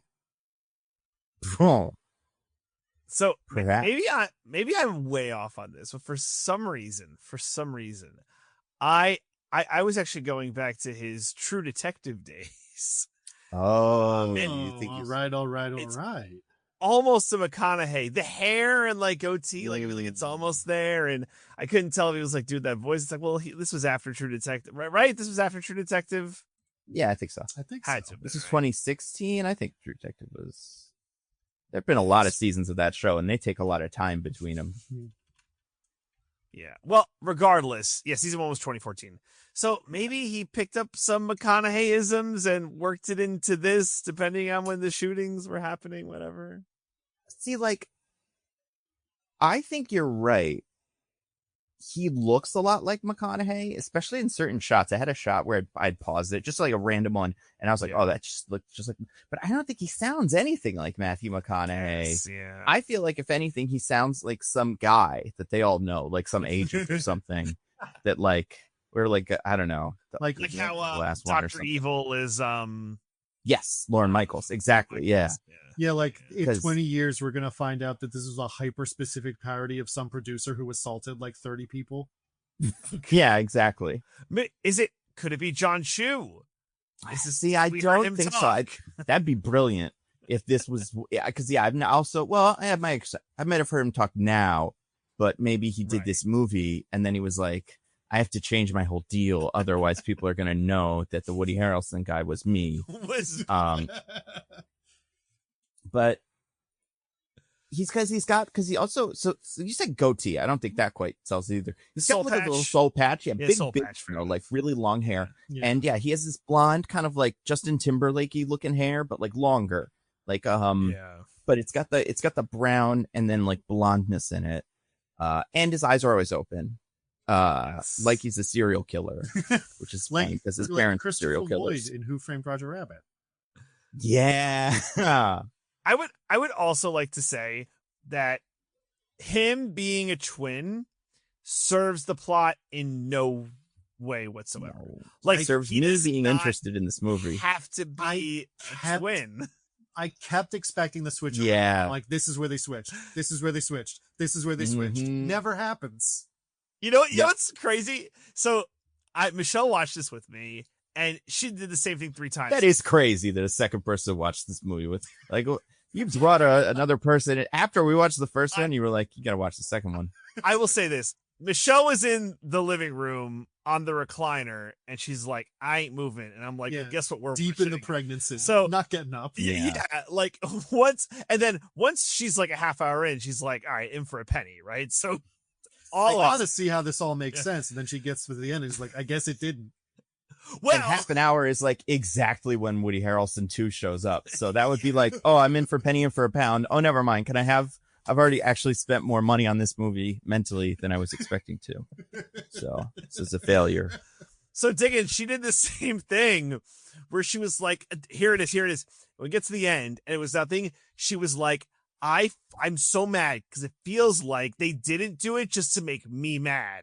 And planners were like, we're going to fucking get Michelle so fucking bad. I mean, they're geniuses in that way. It's John Chu. He's just that good. Why? Well, he didn't write it, so we can't put this on him. Why not get, I don't know, like Matthew McConaughey to just like be his brother or whatever, or any actor? Just pick any actor. Bill Murray. Be his brother. I will say this is so weird that it is memorable. Like, it's such a choice. Like, I kind of respect it, even though it's insane. I'll never forget this performance ever. It really is the best I've ever seen him in anything. And the only time I've ever enjoyed watching him on screen. I got nothing against him except for that he's a weirdo. A single Woody Harrelson performance ever? Not a single one. I'm always like, I like that other guy more than him, whoever it is. Matthew McConaughey, Jesse Eisenberg in this, probably. I don't know. What else is he in? What do people like? Jennifer Lawrence in Hunger Games. Oh, yeah. Oh, yeah. Josh Hutcherson in Hunger Games. Oh, of course. For sure. How foolish of me. Yeah. Jesse Eisenberg in Zombieland. Yep. Emma Stone in Zombieland. Everybody else in Zombieland, pretty much. The ape in War for the Planet of the Apes. Oh, yeah. I loved the ape in that. And I loved... who was the human who sold out the apes? Remember that? That was a fun role. I don't remember who that was, but it's an actor I enjoyed. Oh, that was Felicity Hoffman's husband. Yeah, William H. Macy. William H. Macy, so I liked it. He was great in that. Yeah. Did you see Triangle of Sadness, Nando? I did see Triangle of Sadness, but I like the guy from Superman who got knocked out of the thing. I like that big fat French guy who's in Wonder Man now. It's just it's a shame, but I think it's probably also that he's a really annoying guy in real life. Probably, right? Seems like Woody Harrelson? Yeah. Yeah, he seems like a real. I don't know. Do you remember when he did the SNL monologue and he snuck in that like he thinks the virus was the COVID virus was planned or something? It was planned. It was real awkward, but it's happening. Yeah. This is only anecdotal. But my mother-in-law actually ran into him at Central Park maybe like a year and change ago, and like he was really cool, took photos, the whole nine. So like, I guess in that one specific interaction with my mother-in-law, he was pretty cool. I know he loves weed. He does love weed. And I think he also has a hot sauce brand or something in real life. I think when they do that in the Rian Johnson movies, they're kind of doing him. Not positive about that, but yeah, he I'm reading his script from this is from the SNL bit.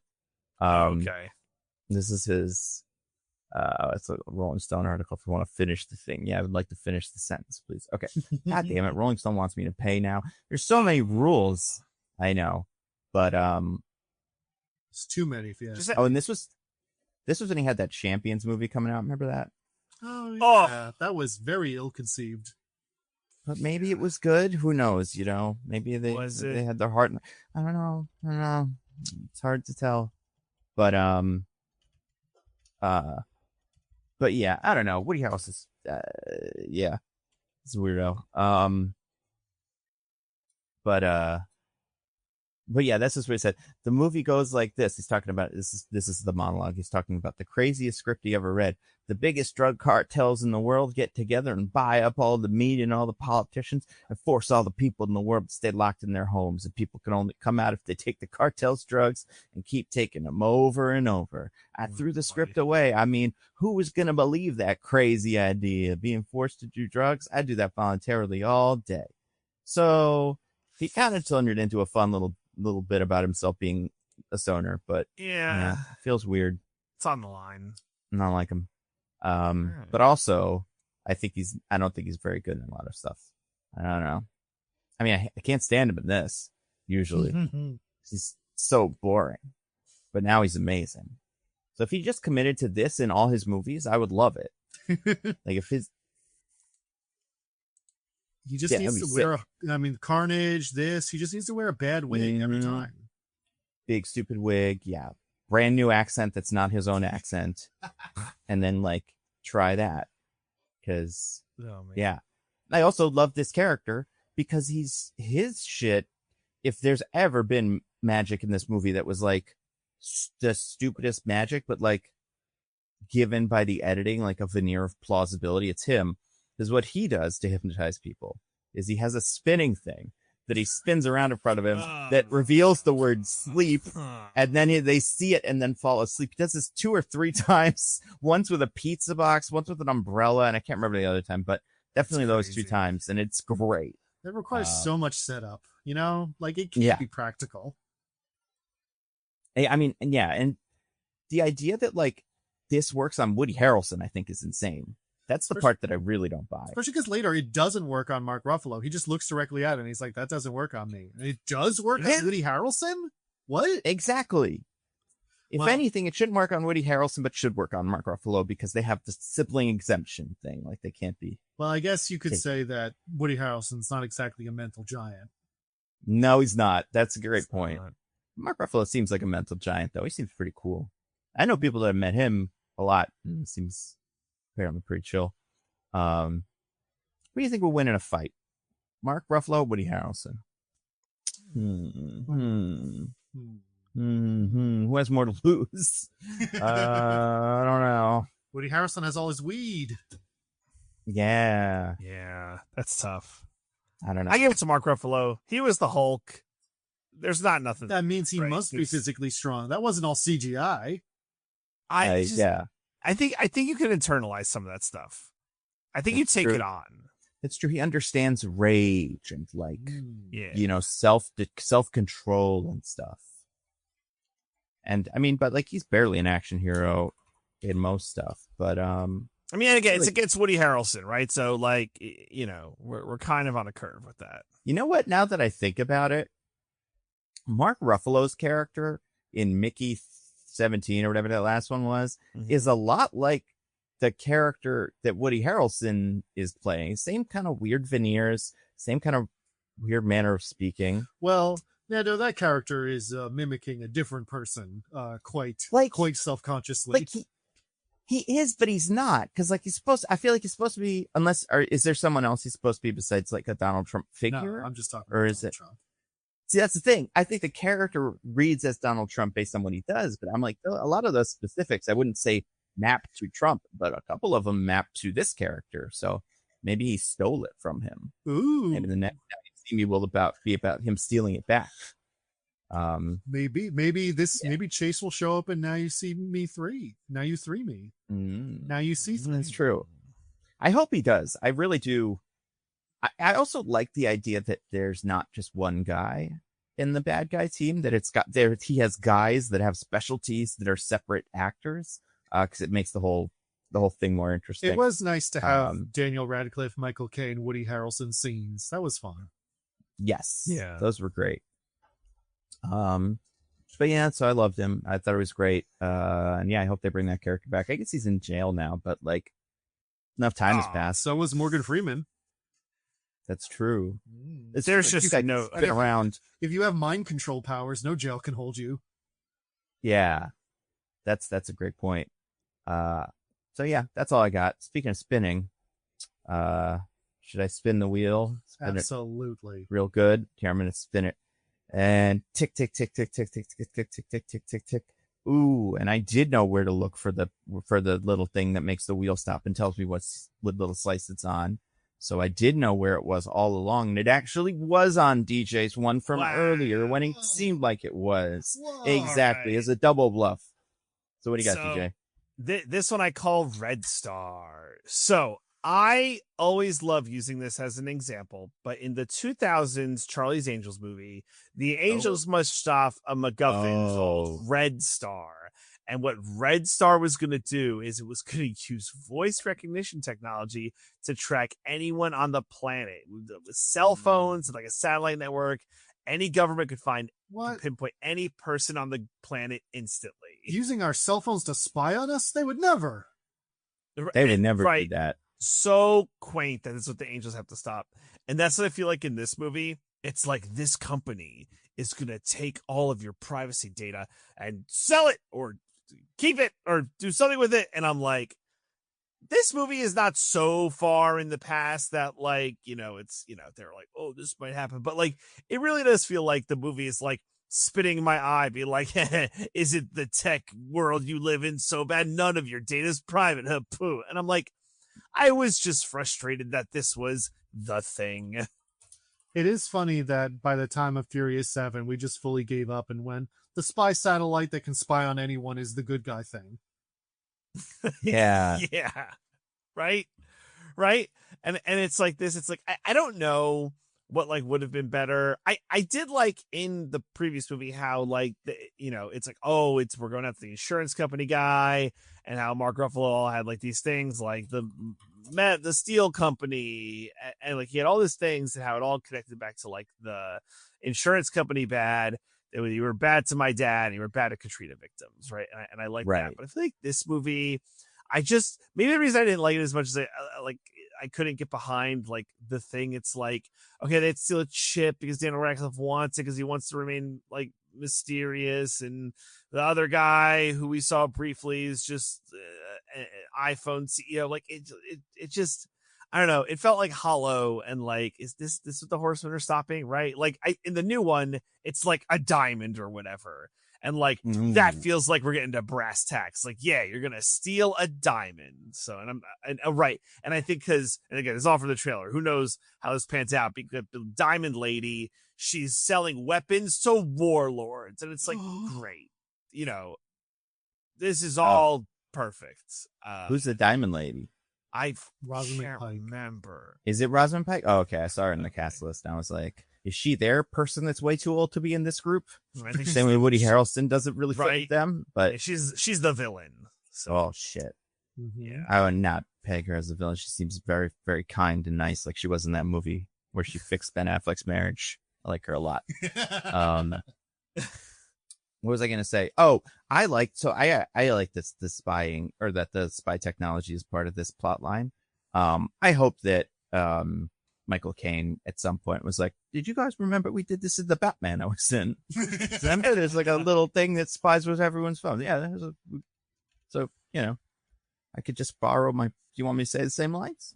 But this does come up in so many movies now, and I think the thing that he says in this that makes me feel so silly about it, or like makes it feel so silly to me, is he's like, we're gonna be this chip, it's gonna be able to get into all your data, and then I'm gonna sell it on the dark web to all the bad guys. And it's like, dude, Cambridge Analytica happened right after Trump's first term, right? Like this was 2016, and that scandal was like pretty much this, where it's like Facebook is selling data to people that you're not expecting they sell it to, and we just let them. Like that was a little annoying, and then we kind of forgot about it. So the idea that like Daniel Radcliffe's gonna do bad stuff with this, I just cool. Anyone right now with enough money could probably buy my social security number on the dark web. 100%. Without a doubt. Even like a little money. I feel like one person's social security number probably isn't even that hard to get. You probably get it in a file with like 500 other social security numbers that you could use for similar stuff. Like, so, yeah. Yeah. And also, like, I feel like the main thing, my bet with how this movie got made and like the process for writing it, is someone came up with the fun idea of what if the thing that they were stealing was the size and shape of a playing card, and they could pass it through each other's sleeves a bunch. And then they went, well, what is that big? A computer chip. Okay, it's a computer chip plotline. Do the Dark Knight, whatever. It's fine. Which, did this come out before or after Furious 7? Like, ooh, I feel like this was maybe right on the bubble of. If this was 2016, Furious 7 was 2015. Okay. This came out after Furious 7. So this is post God's Eye. Yeah. So these movies have just. Yeah, that's nuts. That's nuts, actually. Yeah. Also, Jesus, Furious 7 is 10 years old. Ugh. I know. Ugh. I hope they make a good one of those after Furious 7. Well, did you see? They can't get it together. Oceans of Time can't deter destiny, Nando. That's true. I saw all the people making that movie's faces, and they seemed thrilled. So I think they can make it. Crazy. It's crazy that franchise just can't even get off the ground. Like, there's no plan whatsoever for the part 2 of a humongous movie. That's great. But yeah, no, the data plotline is stupid. So I like that the horsemen care about our privacy. Like at the end of the movie where they're doing their little speech about like they want to steal your data, but it kind of looked like a speech that would come with like a VPN commercial or something, you know, the way they're like kind of standing and presenting it, because all of their magic tricks look like they're going to sell me the Capital One Visa MasterCard or whatever. It's got that vibe, but this one with the lions, I'm like, oh yeah, this is about password security. That is a very like frequent topic these days. I've watched this security training at my corporate job. Yeah, exactly. But so that's pretty cool, I guess. So I'll spin this wheel again and spin. Tick, tick, tick, tick, tick, tick. Oh, it's landed on a newcomer into the game. It's landed on Diggins. Well, I have one right here that it landed on that just says, I clapped when I saw it. Okay. Audiences in this movie are the most brain dead. Like, they're great. Don't think about a single thing that passes in front of their eyes, people in the world. Nope. They just, if anything shiny hoves into view, they're just like, yeah, woo, it's a shiny thing, yeah. Listen, Diggins, we don't know how the Brits would act, all right? I want to go through. I mean, the Brits one is crazy too, but I feel like the beginning one at the Apple conference is the craziest. I want to go through what happens in the minds of a person who is watching this. So you are at the Apple like tech show where they announced the new iPhone. It's Octa and Octa phone, whatever. Yeah. So presumably you are either A, an Apple superfan, B, an employee of Apple, or C, a shareholder in Apple. Because no like one a else tech would, blogger, or right? a tech like blogger. Or I guess that's a super fan. Yeah. Yeah, you're someone who cares specifically about this. No one else would go to this event. So the event starts and the CEO's like, actually, I'm evil. And then the four horsemen come on and don't do any magic and start talking about how he steals all your data. And everyone in the crowd is going nuts. They're applauding. Yeah. They're like, yeah, woo, four horsemen. I'm like, in what world does this crowd specifically love what's happening? They just love the four horsemen. They're fucking like, psyched. Maybe there's an incredible overlap in Venn diagrams between Octa fans and Magic fans. Maybe all of these people, like, were on the Four Horsemen subreddit. Like, they're just like typing any day now. I'm sure. And one guy was like, they're going to be at the Octa thing. That's when they're waiting for their big break. And then is proven right. This like complete lack of ability to think about anything that happens in front of them also extends to like the crew of this event. Because no one shuts off their mics. No one kills the lights.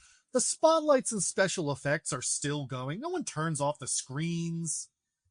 They just keep. I mean, you could turn them off, but they jumped right through the screens. So the screens don't work the way regular screens work. God. And I guess there is the thing where Jesse Eisenberg like made the guards think the security like camera watcher was crazy and put a thing in there. Oh my god, yeah. That thing makes them unable to turn the stuff off, except then later the stuff gets turned off, so who fucking knows. And then so they're doing this, the whole crowd's shouting, screaming, so hyped, so glad the four horsemen are here. But then a voice, like their mics cut out, and then a scarbled face shows up on screen, and it's like, you thought the horsemen were good, but what if they were bad? Dave Franco, alive? And everyone immediately, complete 180, boo! Boo! We hate the horsemen! Boo! Like, just, they can only process the last thing anyone told them. I mean, that's the tech, like that's that crowd's incredibly malleable. Yeah. Oh, the iPhone 25, incredible. Like, that's the same people, so like, what do you expect? Well, I get a headset. I could, for my eyes, I could wear it on a plane. Oh, wow. Yeah. It's like a complete jack off. Yeah. And give you $3,500. Whoa. I mean, I love that they do this, like, because I had a similar thought when the Four Horsemen first come up. Also, we keep calling them the Four Horsemen, even though at many times in this movie there are both 3 and 5 of them, and we just go with that. Like, there's 4, but also if Lizzie Kaplan's new, then she's not one of the Four Horsemen. You guys are something else now, and there's only 3 of you. But whatever. The idea that when they first come up and there's like a little bit of like before they're on stage, but it's like, and now the greatest magicians ever are gonna come on stage. There's a lot of shots of people in the audience looking at each other and going, 4 horsemen are here. Oh my god, the 4 horsemen. Like, so I do think, and for this last year, it seems like they've been in hiding or whatever, just like losing the heat. But like, I feel like people in this universe have been like, they're gonna show up to something eventually. So every time you get dressed up, you go out to a play, or, you're in like a big room. You're like, I hope the horsemen turn this into one of their bits, like, because they're probably all alive. But also nobody recognizes them when they walk by them in the hallway. So I don't know. That's even when they're not wearing their mustaches and stuff. They're just like in normal clothes. It's like, that's Jesse Eisenberg. I can see him. It's funny because when they's like, Dave Franco alive, they put a spotlight on him and he gets caught. Everyone's like, oh, it's Dave Franco. But he's just wearing what he was wearing up until this point in the heist. Yep. Like, he had big aviator glasses on, to be fair, which would be quite suspicious. There were times when he wasn't wearing those and he was just out in public. Yeah, that's true. And like, if they weren't mega famous, that'd be fine because who would recognize him? But they are. Right. And then the London one is there's no flip flop on that one, but also crazy because, as I said in the summary, there's no way any of these people have any clue what they're talking about. They just show up in the middle of the Thames and are like, we did this whole trick to get this guy, Daniel Radcliffe, who's a bad man. And if I'm in the audience, I'm like, what trick? I didn't see you do anything. Just suddenly you like lifted up a box and there's a plane in the Thames. That's not a trick. Yeah. And who is he? I don't know what billionaire tech CEOs who died last year look like. Right? And then they're like, and he got this chip that's super bad. I'm like, what? I am not applauding here. I'm like, when are they going to do magic? Well, that what you missed is they all saw it before with the rain trick and the 3-card Monty. Rain trick's and so the stupid. Insane like bird trick that Lizzie Kaplan does. She turned the man's dick into a penis. Fuck. Shit. Into a penis. Yeah. No. No. Oh man, that's I like that bit. I buffed it, guys. Oh wait, did you watch the extended edition where it's a penis instead of birds? Oh no, Dickens! This is just like the Scooby-Doo one. Does the Twitter account still exist? The mostly picking out of context, because that's got to go right to the top of the list. Yeah, right to the top. I miss that account. I mean, I don't use Twitter anymore, but if you're still out there and you know and still listening for some reason, I love that account. We gave them too many things to put that their brains exploded. They're melted from hearing all the things we said about. Maybe they just hate Joey. You know, maybe they're just like, you know what? Well, they would have many like-minded adherents amongst our listeners. Diggins, you might be in luck because their last tweet was, maybe I should move to Bluesky, and that was December of 2024. Well, last I checked, that account does not exist on Bluesky. Yeah, I don't think so. Well, there's still time. Yeah, there's still time. Woke is back, so Bluesky is back, baby. We're back on Bluesky. That's right. So that's what I gotta say about the dumbass audiences in this movie. They don't care about anything other than that a bright light is moving in their vision. Well, that's, I think, part of it is they see these people that have managed to somehow use a projector, which again, this technology has been confirmed to not like be used by the rest of the world, but they have access to it. They're using this to project whatever they're up to on the Tower Bridge, just the full fucking length of it somehow. And then the Sydney Opera House. That's true. So like, I think just seeing that would be kind of fun. Like see one of those drone shows where the drones make stuff. I don't care what they're making, but seeing it would be like, oh, wow, I didn't know you could do that. So seeing those drones in real life, like seeing their hologram drones would be pretty cool. And you know, they're famous, kind of. So that's cool. They're also in the middle of the river. I'd be like, who's that? Who's in there? Yeah, that. They do make it like where it's like deafening applause, right? Like they got their mics and it's like, and you're all gonna see this, and you're all so. I don't know. That it is so put together and so produced, like it's like a platform in the middle of the river, and there's spotlights, and they all have microphones, like little like lob mics. You'd be like, oh, is this like a commercial for that plane or something? Right? Like they're launching a new cologne or there's something that someone's wearing. Everybody's wearing. Ooh. Yeah, well, it's pretty cool, and that's what we're all cheering for, because like, and hiring them would be a big deal to promote your plane, but that would be what I would assume this is. And maybe it's just my jaded consumer kind of brain of every time I see something weird, I feel like that's an ad for whatever. But yeah, they have I mean, it is, to be fair, it is New Year's Eve. So New Year's Eve is traditionally a pretty boring holiday. So they're probably just like excited for whatever this is. Is this our ball drop? Are we doing this? They are taking over the United Kingdom's New Year's Eve with their bullshit. Mm-hmm. Whatever traditions they have in the UK, which I don't know and will not learn, that's over now. It's 4 horsemen time. Yeah, 5 horsemen, or 4 or 3 maybe. Well, I guess we know that what's his name is alive now, but yeah, I feel like Mark Ruffalo is very clearly working with the horsemen but they just start calling him like also Horseman. And yeah, but I don't know, people like, they love privacy in this universe, you know? They care about that. And I don't like Daniel Radcliffe because he's short, probably. And they're racist against short people. Well, That's short people guess. are inherently more evil and less good than tall That's true, yeah. Can't be trusted. Mm-hmm. What are they up to down there? You can't know. Privacy crimes, mostly. Yeah. Makes perfect sense.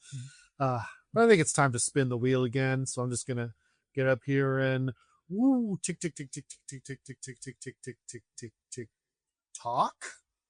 Whoa, the wheel went backwards. How did I do that? Ooh. Oh, whoa. Oh my God. You're like a god. I'm better than a god, actually. I'm going to do things God can't. It's my favorite line.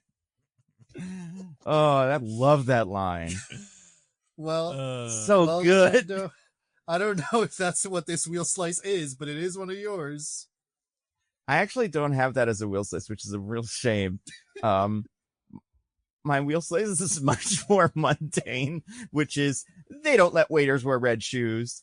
Because I do want to talk about this really weird thing that Jesse Eisenberg does. Love this. So, like, so we're talking about the Apple event again.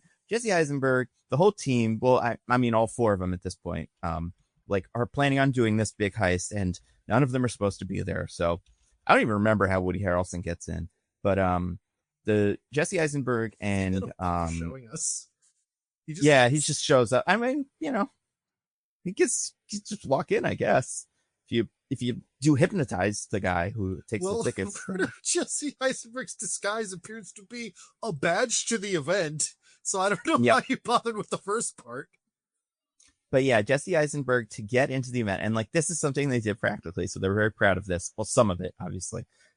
He goes through the kitchen, pretends to be a waiter, has a little tray that is a weird, suspicious tray. If you saw it, you'd be like, that's not the tray we're using for this. Also, like, doesn't have napkins, doesn't have anything you could give people, like, something's off.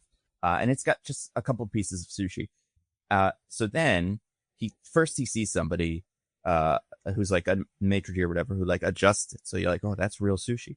But then as he turns a corner, he flips the tray to turn it into a suitcase, which this is like very clearly what that was. But hey, it's a real thing. Cool. Takes off the smock that is under his like workman jacket that turns it into a sexy tuxedo, but then also kicks his feet, and his feet go from being black dress shoes to red dress shoes, and by like some sort of cover springing off of them or something. I don't know what this is supposed to be, but also he just turns into a guy anyway, right? Like the next time we see him, he's in the work shirt or whatever, right? He also pulls the cover off of his lanyard to reveal the same lanyard, but with a different badge. That's right. Yeah. It's like, it's unnecessary. And I guess for this bothered me because they did a lot of stuff where it's like, oh, they really did this. Like, this is a real trick they did. But the shoe thing's not real. But also, if he was just wearing black shoes, red shoes as a waiter, that'd be a little weird. Or black shoes at the event, that would be totally normal. So neither of those needs to happen. So I don't know why they put it in the movie. Well, Nando, if he had been walking around doing his heist stuff, and then that waiter from before came in, he would look and go, oh, "Those shoes! I know those shoes!" And the whole jig would be those shoes. Also, wait, he kicks off. Wait, as a waiter, he's wearing red shoes, or no, black shoes. Then he uses the thing to turn him into red shoes. But then when he does the second costume change, which isn't just walking by someone holding like a thing full of food, you know, one of those big cases, his shoes turn back to black. Well, and nothing happens. Like spring cover underneath the first one. Just to make the shoes red for a second. Yeah. And yeah, so fuck that. I don't like it. I liked it when it was something interesting, but like, and it's not like red shoes. I could see a world where red shoes are part of his signature, whatever. and that's how he hides his red shoes that he loves so much. But yeah, I don't think he's wearing them during the magic act either. So none of this shit matters. He also is throwing this stuff off in a hallway with other people. So like if I'm in that hallway, I hear something clatter, I look and I'm like, why is that guy tearing off all his clothes? Right, especially with the serving tray, because I feel like there's a lot going on. People are seeing you coming and going, but like you'd look at that guy and that serving tray and go, that looks tasty, and then you'd see him flip it into a briefcase, and then you'd go like, what is that? That guy's a terrorist or something. I mean, you go, this guy's a Four Horsemen, because you'd be seeing them. You'd be thinking like, I'm gonna run into Four Horsemen at this. And again, they don't wear any kind of disguise to their face. Not even remote. Yeah, he has glasses on at one point, but takes them off almost immediately. Doesn't do his accent. Doesn't have any, like, nobody's trying to trick anybody. And I guess the part of this that bugs me is this movie does some things where they're like, that's a real magic thing. You could kind of do that, right? Like flipping the little thing. Quick change magic, I think, is pretty cool when people do. Have you ever seen like one of those routines where they have a person change clothes a million times? Like, it's very weird, but like very technical and very precise. You have to be in the right spot. And then the way that they like engineer these garments is cool, but they just couldn't bother to do that with anybody here. So they just had him walk by a thing and then change costumes. Right. I don't know. I wish they did that, because that would have been cool. In fact, if they wanted to add random magicians to this like crew, that would be a fun kind of magician to add. Just like a quick change magician whose whole deal is costumes. She could give you a good costume from like across the hall. But yeah, I don't know. This movie had weird things. Like, I don't think the magic they're doing is less unbelievable. There's still things that happen where it's quite unbelievable. But sometimes they try to make it look real, and it's weird when they mix that with the unbelievable stuff. But yeah, speaking of that, I'm believing in the wheel, and I'm going to spin it again. Tick, tick, tick, tick, tick, and landed on one of DJ's. Oh, yeah. So I would like to talk about something in particular. I would like to talk about Kingpin level prison accommodations. Oh, right? Those are so yeah. This is the arc from Morgan Freeman's character. How we are to understand it is that he was put, I guess, found guilty of a crime. I forget. He says what thing he was put in on. I can't remember what that was. I assume it was just crime. Yeah, he took him in jail. Like, you did crime or crime. Yeah. I just remember you used a 2574 warrant to put me in here, which means that you could get me on a 24-hour release form. Yeah. You fill out form 6792. I love it when I do that in these movies, and it's like, yeah, no, but I guess he's fine. You said something, so that's more than nothing, I guess. So okay, so whatever, in his prison cell now, he's able to fucking live stream or upload videos to YouTube from prison. From his personal branded website, DJ. That's right. Yeah. Like, again, I don't know how minimum security prisons works. I don't know if Ghislaine's gonna start throwing stuff on YouTube, maybe some makeup, tips or whatever. Why'd you think they had to silence Epstein? The YouTube file was uploaded. That's right. No. Yeah. No. Too many copyright violations, though. So damn. He's doing that. That's probably the most extreme or most egregious. But he's got a printer. He's got a nice bed. He's got anything you can need. But still a small cell. Like, he doesn't have the Kingpin level accommodations where he got like the big room. He's like, it seems, or maybe he has a chair though. He has a nice recliner. Yeah. I looked at smaller studio apartments in New York. For sure. Fair enough. I mean, a printer is a lot for me to see and go like, what do you need that space? How many things are you printing? He has a lot of paper. He's a big paper guy. Well, yeah, that makes sense. Old school, right? Yeah. Mm-hmm. So he has all this. How or why? I don't know. Prison's confusing. I mean, he's kind of rich, maybe. But how far does money get you in prison? Like, Kingpin is able to get it because he just bribes everyone. And owns and he's everyone. rich. Yeah, so maybe he does that. Based on the end of this movie, that we live in a John Wick-like world where at least half, maybe more of the population is part of the Eye. Yeah, I think that's fair. Okay. Right, so, yes, right. He's in prison, but still part of the Eye. he I guess he doesn't have a plan. We learn later that he was like, you came to me for vengeance, and I decided that then that was bad. But then you came to me with no vengeance, and I decided you're a good boy, so I'll help. Oh yeah, he was in that Batman movie that did this plot too. He was in all the scenes with it. The fuck, man. He's the one who destroys it. Oh my god. Right. That's one time. There's one plot line in Hollywood, and they all do it. That's great. Fun. So like, but what I'm trying to figure out is what was Thaddeus's plan? Just like wait out Mark Ruffalo till the right opportune moment. I mean, you'd have to assume he, as part of the Eye, has been like watching what the Horsemen are doing and knew. Sure. But then this is where it gets tricky because the Eye that's commanding them to do stuff in the beginning of the movie isn't him or something. Yeah. It's a fake one by Radcliffe. So like, well, but that's only Jesse Eisenberg. They don't give him. He doesn't give him any orders at that point. Right. That's true. But then all the orders they're getting from the Eye are coming from.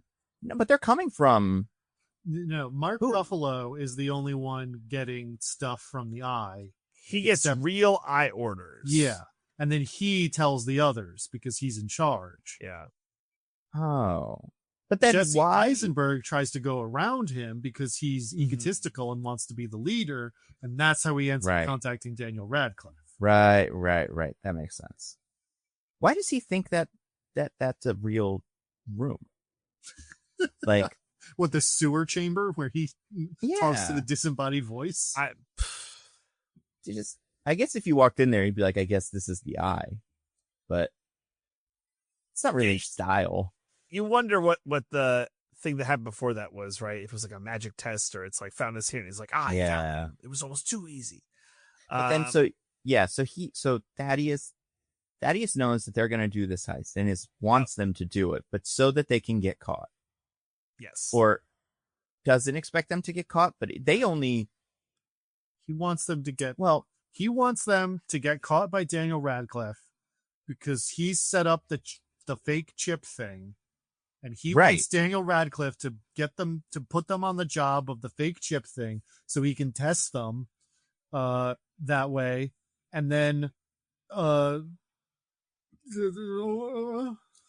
he's also double crossing with Michael Caine. So I guess I don't know. Does that pay off for him? Double crossing Michael Caine? He gets taken out of jail. Like he's a free man. So that's something. Yes.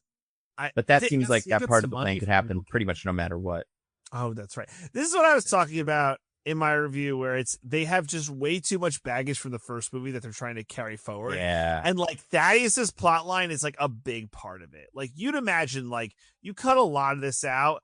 I don't think the movie suffers. It might improve. Any character that is in a scene alone with Mark Ruffalo, that character can go. And a lot of them is this one.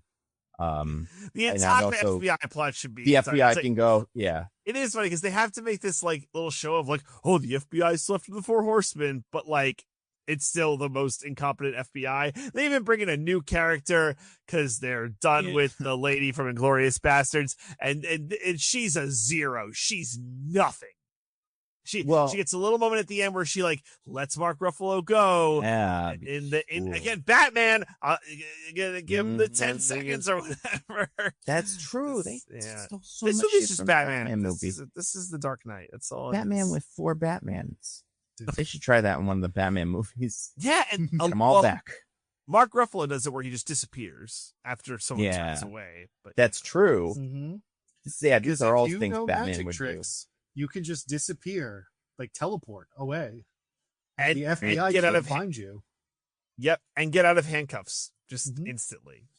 I was going to say, now that I think about it, the Eye. Okay, so it's obviously the people that it is, right? But so the magic shop owner is working with them to do the heist. Yes.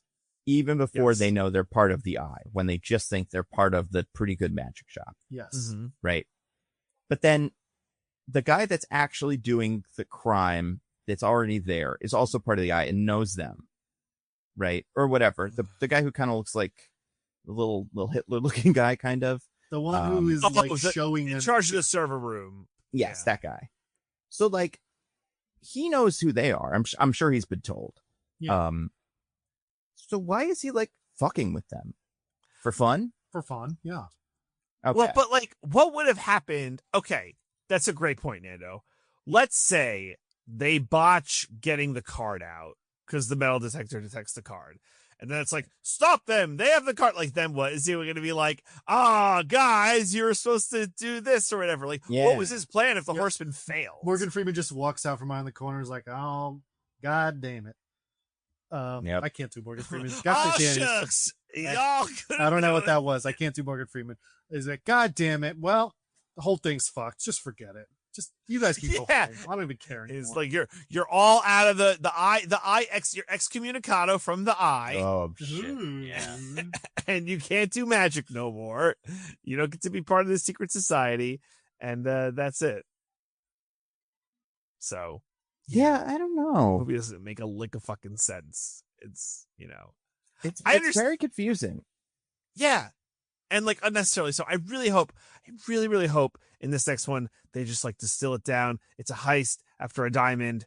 And again, there's going to be spotlight issues because there's so many of them. DJ, I have 10 of them now. No faith whatsoever that the plot will be even more convoluted. Oh God. Well, it's tough because so much time has passed that I feel like they can't expect everybody to remember what happened in this one. I'm not even saying it'll involve stuff from the previous movies. I'm just going to say they're going to make it even more convoluted and hard to follow. Yeah, I mean, explaining what the eye is going to be a real problem. Like, now that we've explained what it is, doing more eye stuff is going to be real tricky. Because we know what they are and what they're not. But so, why are they stealing? Well, we'll find out. I don't know. But pretty cool.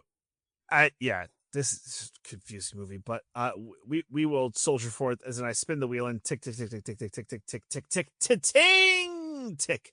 Wow, I don't know what that was. Roulette ball jumped a hole. Diggins, I think it's you. All right, I have one here that just says magic reverb, which is about how now that they've given up all pretense that that Woody Harrelson doesn't have psychic powers and can mind control. Then whenever he uses his psychic powers, they just sort of like do a woo when his voice goes, I'm gonna do whatever I want.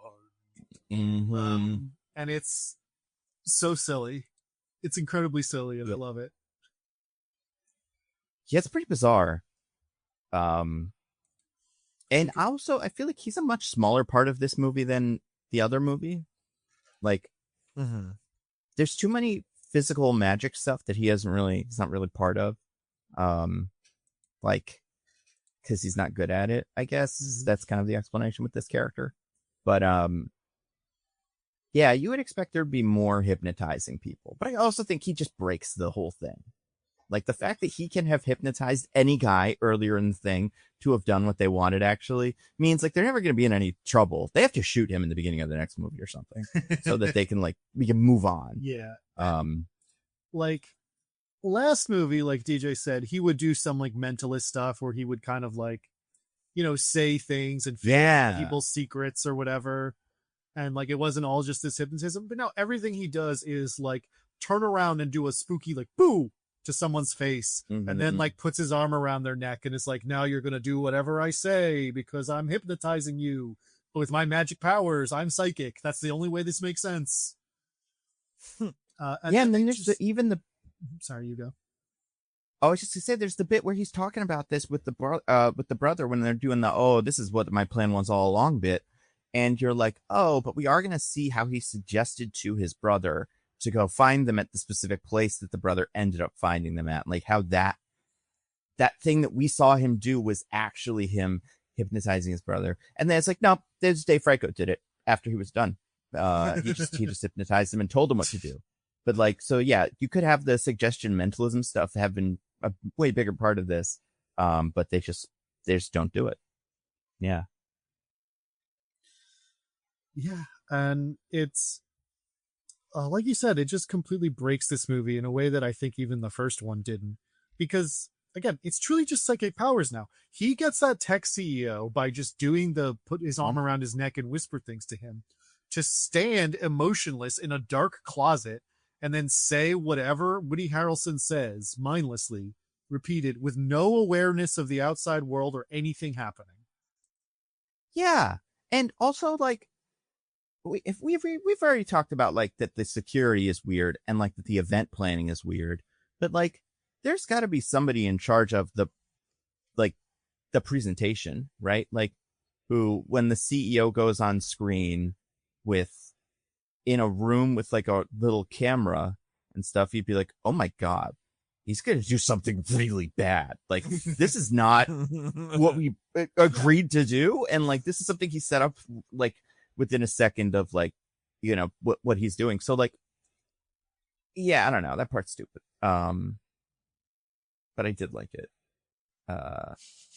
No, I didn't. Wait. Oh, no. But what I wanted them to do is I wanted Woody Harrelson to be worse at this, but we can't make him be worse because he's already pretty good. So I do hope they kill him and then replace him with the other Woody Harrelson, who's not as good. Oh, and then that would be fun because then he'd just kind of suck and no one would trust him. It'd be a great dynamic to throw into one of these. Oh, yeah. If in this movie they just kidnapped Woody Harrelson in minute 1, but then they had to be like, well, we need a mentalist, so let's call his weird brother that he keeps saying isn't really good at this. That would be cool. I'd watch it. That. Yeah. But much isn't worse than this. Yeah. Yeah, I just wanted to talk about how they give him reverb voice whenever he uses his powers, because I thought it was an extremely dumb thing. That kind of feels like a John M. Chu like thing though, like making the movie more stylistic out of nowhere, but in a way that is like kind of fun in the moment. But yeah, doesn't really add anything to it. But I should spin this wheel now. And woo, tick tick tick tick tick tick tick tick tick tick. Huh, what's that? The wheel made Diggins go to sleep because it said sleep because Woody Harrelson's brother is here. Wow. Oh no. Oh no. That's right, y'all. It's me. Oh Chase. No. And I'm Chase here Harrelson or whatever. to take over something. This Are you here to give us some country home fried chicken? That's right. Here for? You thought you were getting through this episode without another special guest? Man, Michael Caine is just he keeps getting scooped by all these other guys. Well, he's retired, and also somebody else could invite Michael Caine if they want him to show up. That's true. Probably. He you know how expensive he is now? Oh my God. That's true. Anyway, I don't want to interrupt the flow of the podcast. So Nando, my sleep wheel landed on one of yours. That's good. Well, before you go, I do just want to ask, what is the deal with the teeth? Is they like veneers? Did you get them like the day before this? Botched plastic surgery. They're actually like 3 times larger than my mouth. I literally cannot open or close it. I have to get all my food through IV. Oh no. That's horrible. Do you have to like brush like 3 times a day because there's just like more stuff getting in it? Yeah. Well, nothing's getting. Oh, I guess you mean like bugs and stuff? Yeah. Yeah.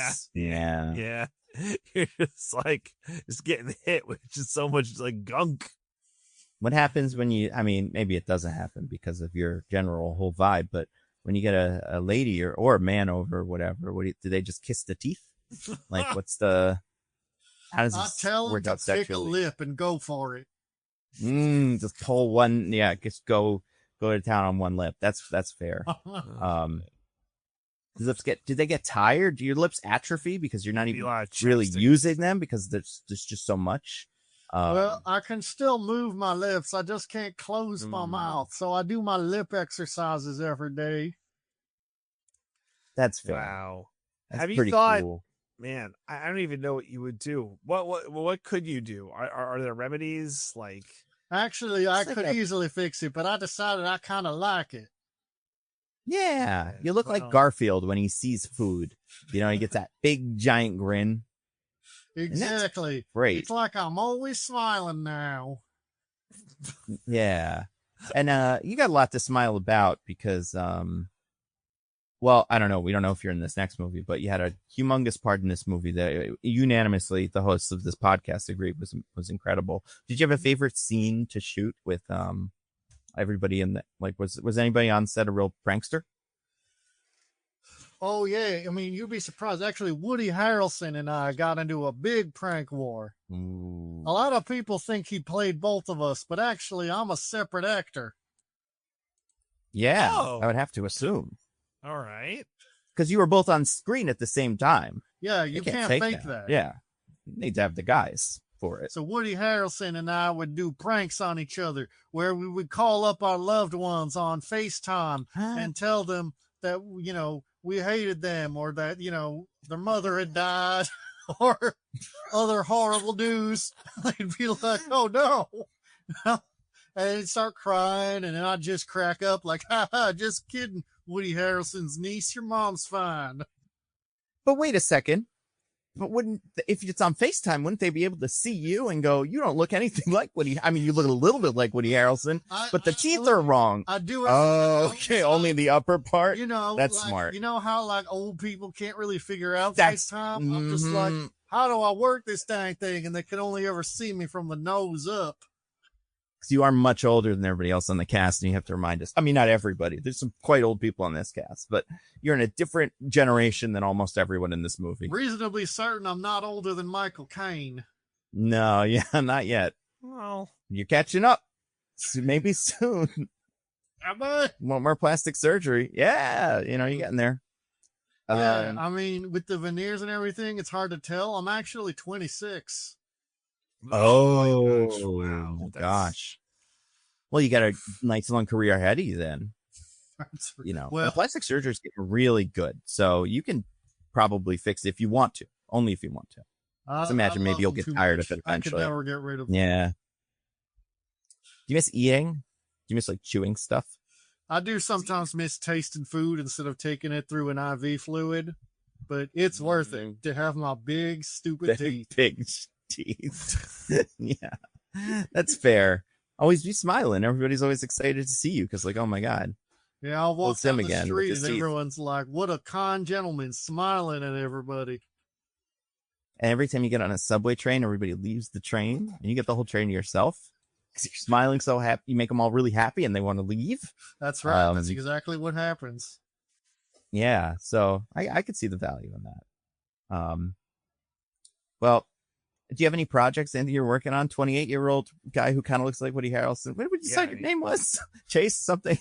Chase. That's your real name in the movie and in real life, I guess. Yeah, so, you know how it is sometimes when it's a smaller actor, smaller role, you just give them the same first name. Yeah. That's right. I'm Chase Meridian, like the Bond girl, but it's my real name. Chase Meridian. Wow, that's great. Is that the Bond girl's name? Which Bond girl is that? Isn't it? Am I mixing it up with something else? I think it's from, it's the one, it's Nicole Kidman's character from Batman Forever.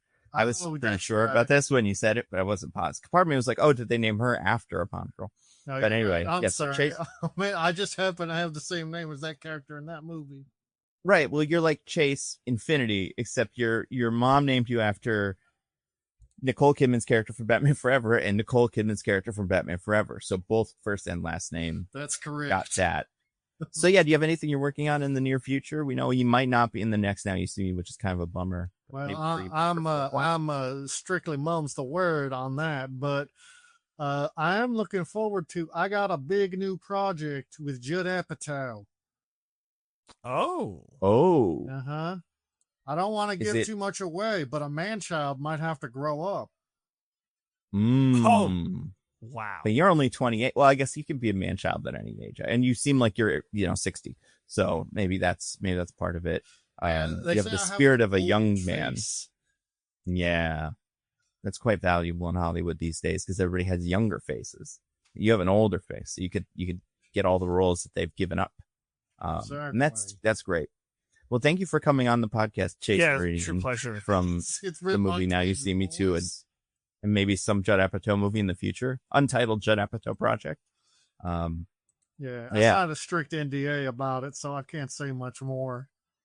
That makes sense. You want to save that for like Comic-Con or like some reveal. That's I mean, like we would love news to be broken on the podcast. We get it. You got it. Well, as I told them when I signed it, my teeth are sealed. Yeah. Just a little humor here from old Chase Meridian. Well, thank you so much for coming. Watch out for all the bugs and stuff because it's a real windy day. Yeah, windy days are tough. I got to tell you. Yeah. That's what I always say. Well, I do have a wheel thing. This was. Oh, good. Hey, guys, yeah. How? Oh my God! Just left. How did he like sail away on his teeth? Like, did they act as a fan or something? And yeah, he actually just got blown away as soon as he walked outside. It was. I hope he's okay. Hey, that is the trouble. Yeah. But he doesn't seem like he's okay in general. Well, he lives in LA. How okay can you be? One of our weirdest guests. Yeah, they're crazy on that side of the world. So my wheel slice, and this one I had a real hard time writing this one, the name of it, because none of the puns were quite there. For a while it was Jack Off Wilder, and then it was Dave Fucko. But then I tried to use the other one's name, and it was Lizzie Clapman or something. Because Clapman is like a sex thing. I didn't really like any of them. But anyway, those two characters want to have sex is the wheel slice, basically. Well, not really. One of them wants to have sex, and the other one wants to humor them. And it's not the ones you think. I think by the end, they're both on board. But by the end, for sure, yeah. But it's as a weird little through line for these two. I found this one kind of strange, but also the fact that it wasn't Jesse Eisenberg, I kind of liked. Like that, because like when Jesse Eisenberg, Isla Fisher, that whole thing, I didn't enjoy at all. But now in this movie, Dave Franco, who's kind of like the buttoned up, I wouldn't say he's like quiet or shy or anything, but compared to these guys, he's like the more, reserved. The work exactly. He's not out there for the glory. He's putting in the hours. Loving the game. That's right. And he's the one who's pretending to be dead, in a way that's like, that Atlas would never. But Lizzie Kaplan's character Lula shows up, and we haven't really gotten into her deal, which is like, what would you say, prop magic or like special effects kind of magic or something? Like horror, gory magic. Shock magic. Shock magic. That's right. Because she starts with a weird like machine thing that kills her in his apartment. What do you call those? The Rube Goldberg perpetual motion thing. Rube Goldberg machine. Yeah, she makes the Rube Goldberg machine of death. But then in the scene where her first outing as a magician and part of one of their schemes, she pretends to saw her arm off the way that like Eric Andre would do it in like an Eric Andre skit, where like for the first second you'd be like, oh my God, and then like by minute 5 you'd be like, oh, she's still doing it. That can't be her real hand. And then her bit in the end is that she does pigeons just out of nowhere, so many pigeons, and pretends to kill one of the pigeons, and everybody gets upset.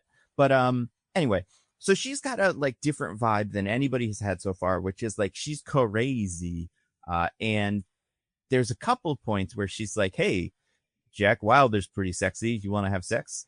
And he's like, I don't know. At one point, and listen, I've been hiding in a room with Woody Harrelson for the last year, but I'm still going to say I've been starting to have awkward thoughts. Yeah. Yeah. There is one point by the end.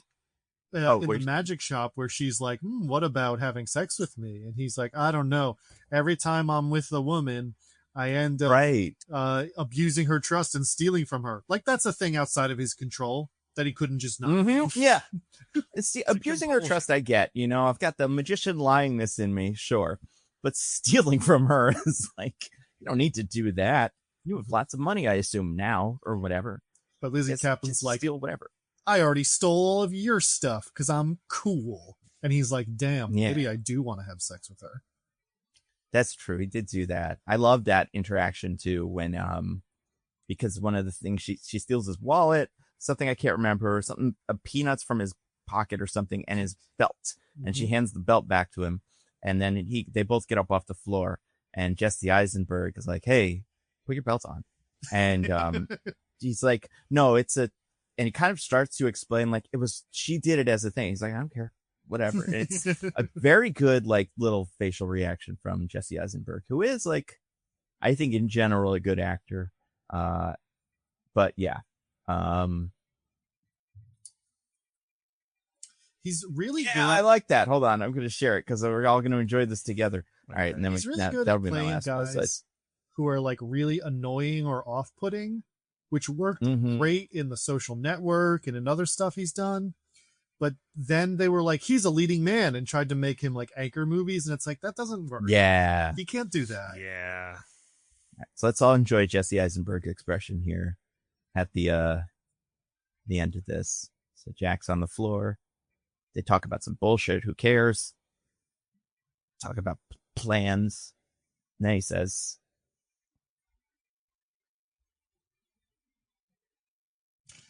I like that. I like this. Just like, I don't care. This is your match. Whatever, man. Not my monkeys, not my circus. You do you. Yeah. And maybe this is how all magicians flirt. Maybe it's like, oh, yeah, no, I did this with Isla Fisher a couple of years ago, like the belt thing and peanuts. Yeah. So go for it, I guess. I mean, she's not going to be around for much longer. So I was convinced she was double crossing them for like most of the movie. It didn't really make sense because it's like, well, she's new. They won't use that. But, yeah. Can you imagine if a part of this movie didn't make sense? I know. That wouldn't be right. Also, before I forget, because they showed cards in that clip, I just want to bring up that there is one or two. There's Lizzie Kaplan. Whenever they're doing their magic, at the end, they all have a little escape they do. Dave Franco turns into a humongous plume of cards and like these safes, and it's fine. Lizzie Kaplan, I cannot remember what she does. She might just leave. Like she just leaves. She lets her birds all go, and that's her kind of magic. Atlas just falls into a puddle and disappears, evaporates into thin air with the help of strobe lights and a rain. Yeah, just gone. And that may be the stupidest thing we see. Because in the scene before that must be magic thing. Yeah. Because like, wait, they show us like, oh, this is how we did the third Carmonte. We have like a special thing and a special take, but it's like, there's nothing you could even possibly have. But anyway, yeah, I did want to, his explanation forgot that for the rain trick is also stupid. Cause he's like, I used a strobe light to make it look like the rain wasn't falling. And like, that is a thing you can do. People still feel the rain falling. And then also he reveals that he has a rain machine. And I'm like, so all these people with umbrellas were walking on a clear night in London, went to the one patch of the city where it was raining and were like, this is legit. Yep. And I mean, maybe that's London. The weather there is a little strange, you know? That's what Paddington taught me. Yeah, exactly. Did you see they made a Paddington play with a real Paddington? Did they really? What? Holy shit. When this comes to America, we got to see it. Honestly, I thought about going overseas for it. I'll show you a video. You're going to lose your mind. I'll show it after. But I have there's one more slice on this wheel, which means it's the whole wheel. So I'm just going to spin it. Tick, tick, tick, tick, tick, tick, tick, tick, tick. It landed on, Diggins' one. So Diggins, what does this one say? I got one here that just says, only your most escapable death traps, please. Oh yeah. That was so. Go on. Yeah. So like, I understand that Michael Caine and Daniel Radcliffe are going for a dramatic irony kind of thing. They're like, we're going to lock you in the prototype safe that your dad did his trick in where he died. And we're going to throw you in the water just like his trick. Ha ha ha ha.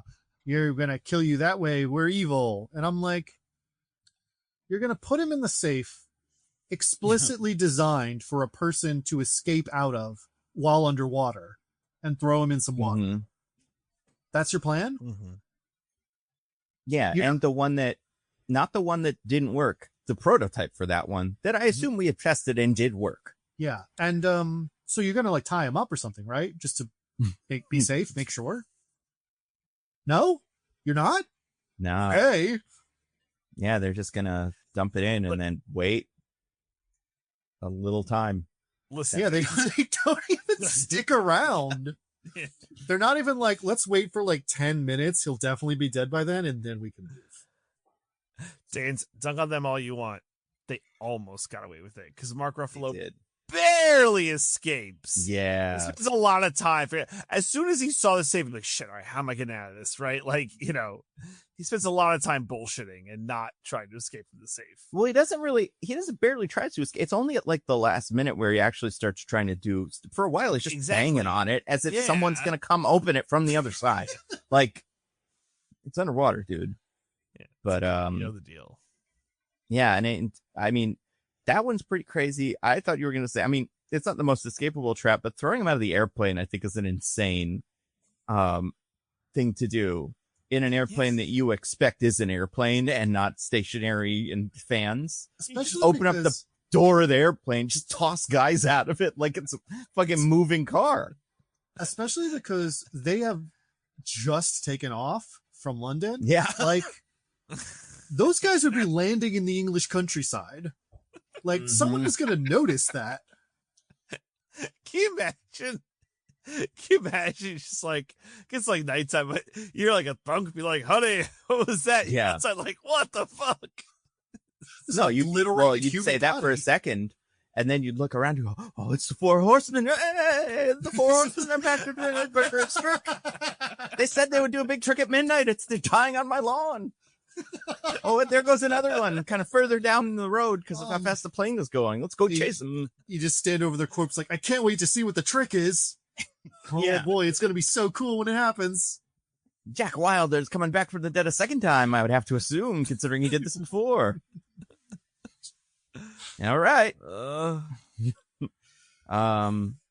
Yeah, you also figure if that happened, you would go, it would be pretty easy to figure out what plane that was. I guess you have the supercomputer chip at that point.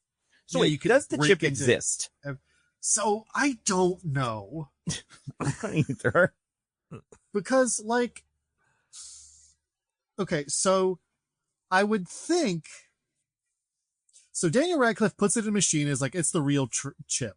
So, yes. But then later we find out that the whole thing was a setup. So maybe they made a fake machine that would say anything is real. Except when that happens, they all look at each other like, what? Huh? How could it be real? Yeah. Well, maybe they weren't in on it. It was the eye, I guess. But like, why would they do? Because the bad guys don't know that they think it's fake. So there's no reason to react that way if this is part of the plan. But if it's not part of the plan, then is it real? Is there a real chip that somehow got switched out with their fake one somewhere? And if there is a real chip, how did the eye make it? Did they steal it first and then set it up to be stolen by the Horsemen? Well, where did the chip originally come from? Oh God! Who invented it? I guess his partner. He kind of implies that the Steve Jobs guy from the beginning did it. Yeah, right. And he's selling it, but he wants to steal it. Maybe like all Apple technology and stuff at presentations, it's just bullshit. Like there's it didn't exist. What are you suggesting? A tech person would make false claims about what their technology could do, Nando? I mean, in a movie. In some I haven't seen anything specifically in the past couple years that would validate that line of reasoning. Yo, did you guys see that robot that they did a demo for? And it turned out to be a guy in a VR headset controlling the robot next door. Yeah. So good. Also, like, wait, is this the real plane? Well, is this a setup plane? They say it's they bring him to a different place and it's the wrong plane, right? So it can't be their plane. But it's an exact replica of their plane. So otherwise, I would assume they'd be suspicious. And the computer that they used to check it, is that also not on the original plane? Yeah, and how do they know that Michael Caine has the expensive champagne bottle? How do they know any of this? I don't know. Yeah. That's pretty. I hope they fix it in the next one. Hope they explain it. They got some time. They got almost 10 years to figure it out. They gotta leave all this crap behind. I love that they put in for them to be like, we figured out all this stuff because we hypnotized Chase and he told us everything. But they get to that and they're like, we hypnotized Chase to want to throw us out of the plane and nothing else. And I'm like, that's the only part you needed to hypnotize him for? That's it? Yeah. Yeah, it's weird because like the eye guys turn out to be helping them. Yeah, this doesn't make any fucking sense. Not even just doesn't make no sense, but like, I don't even think again, the Matrix example is the only way that any of this works. But even in the Matrix, I don't think this would work. I think by the end, you'd have to at least figure out which chip is real. And the only explanation I could take is just there's no chip.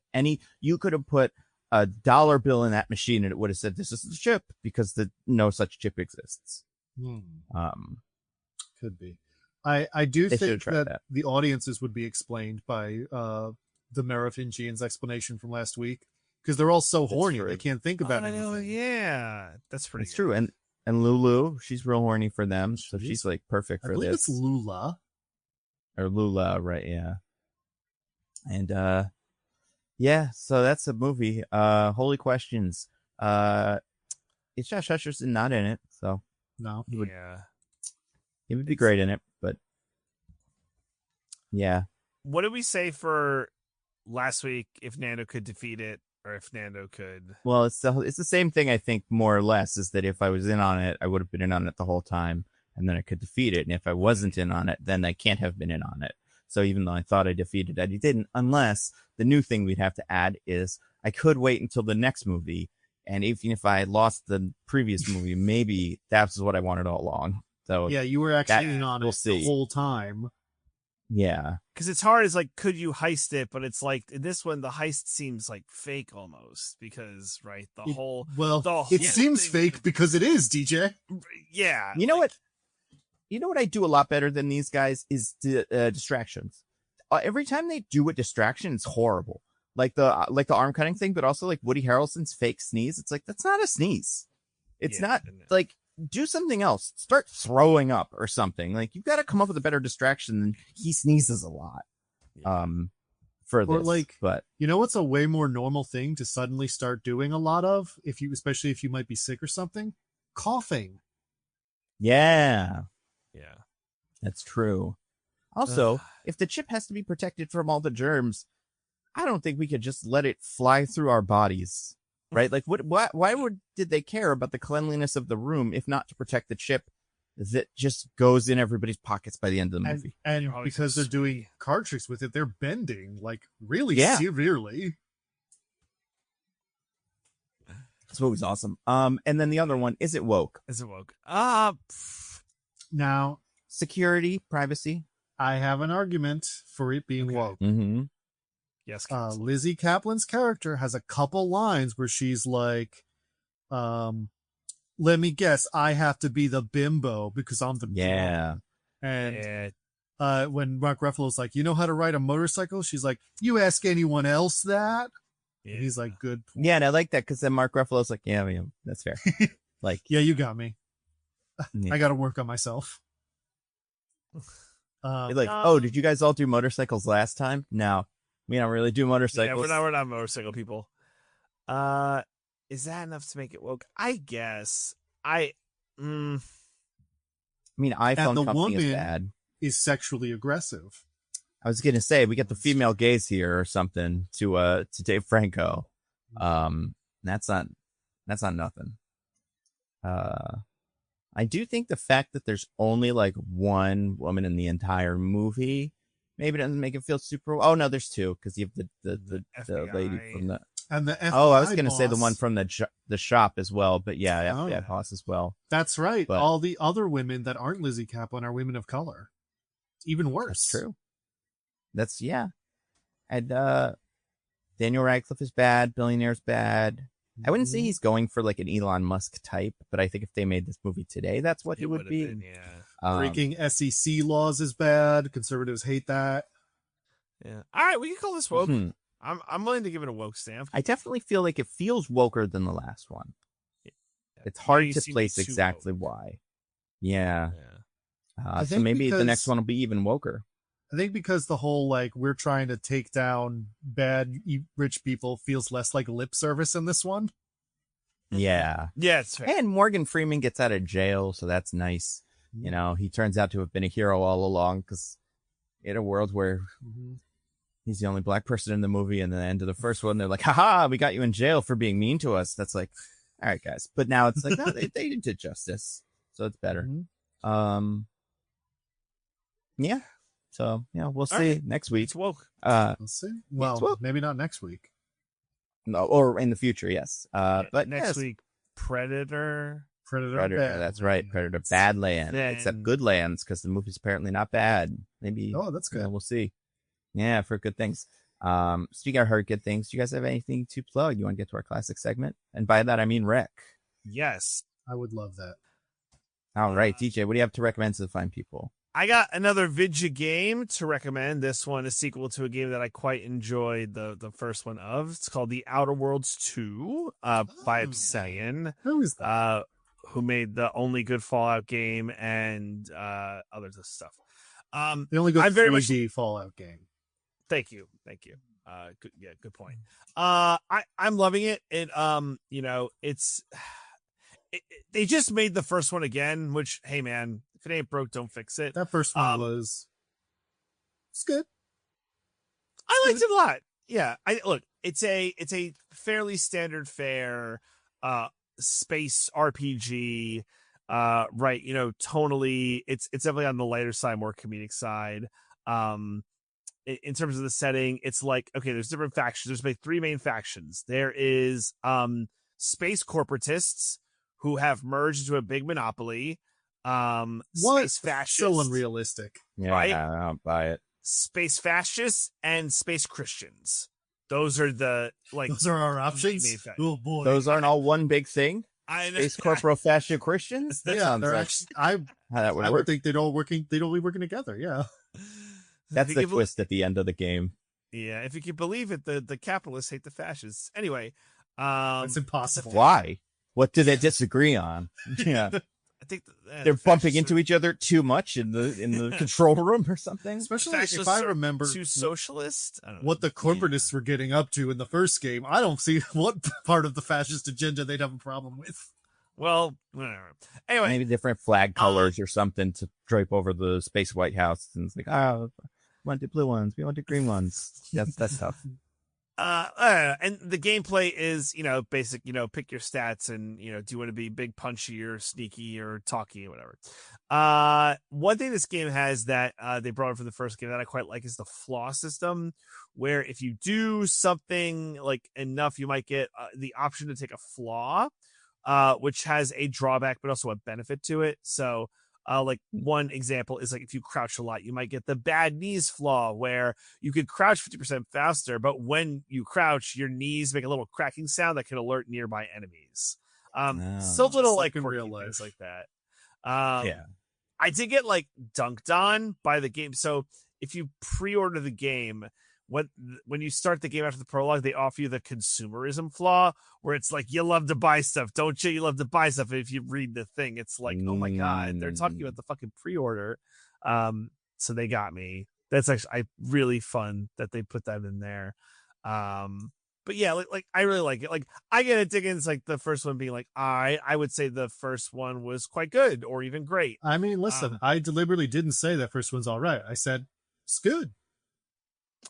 I hear you. Nothing will be New Vegas. Nothing will ever be New Vegas. New Vegas is that, and that's it. That's, that was their mountaintop. That was their Godfather. So now we just have to do Godfather 2 and maybe Godfather. As long as they don't make Godfather 3. Yeah, I was gonna say. Yeah. But yeah, I think this stacks up like right with the first one. It's good. If you like this genre, you like it. The comedic sounds pretty good. I will say the dialogue trees are like crazy. Like they give you a lot of options and the trees go pretty deep. And like usually it's like, oh, you could say like the very nice thing or the neutral thing or like the mean thing. This one gives you like a lot of quippy responses. Like it's funny, like because I was talking about playing Dispatch. Like I'm like, oh, these are things that like the main Aaron Paul character like would say, like the little quick backs. Like I like that. Like I like that I could be like a quippy character. So I think some of those like dialogue additions are like a really nice ad that they took some time on that I like. So yeah, I really like it, but it's like definitely a game that is like for DJs. Like DJs, they love this kind of game. Not like DJ Hero, the game for DJs that turns you into a DJ. This is a game for people named. DJ wasn't a fan of DJ Hero, so I don't know if that one is for DJ. DJ Hero was fun. I wish DJ Hero. Like guitar things about DJ Hero. Guitar Hero is for guitarists, right?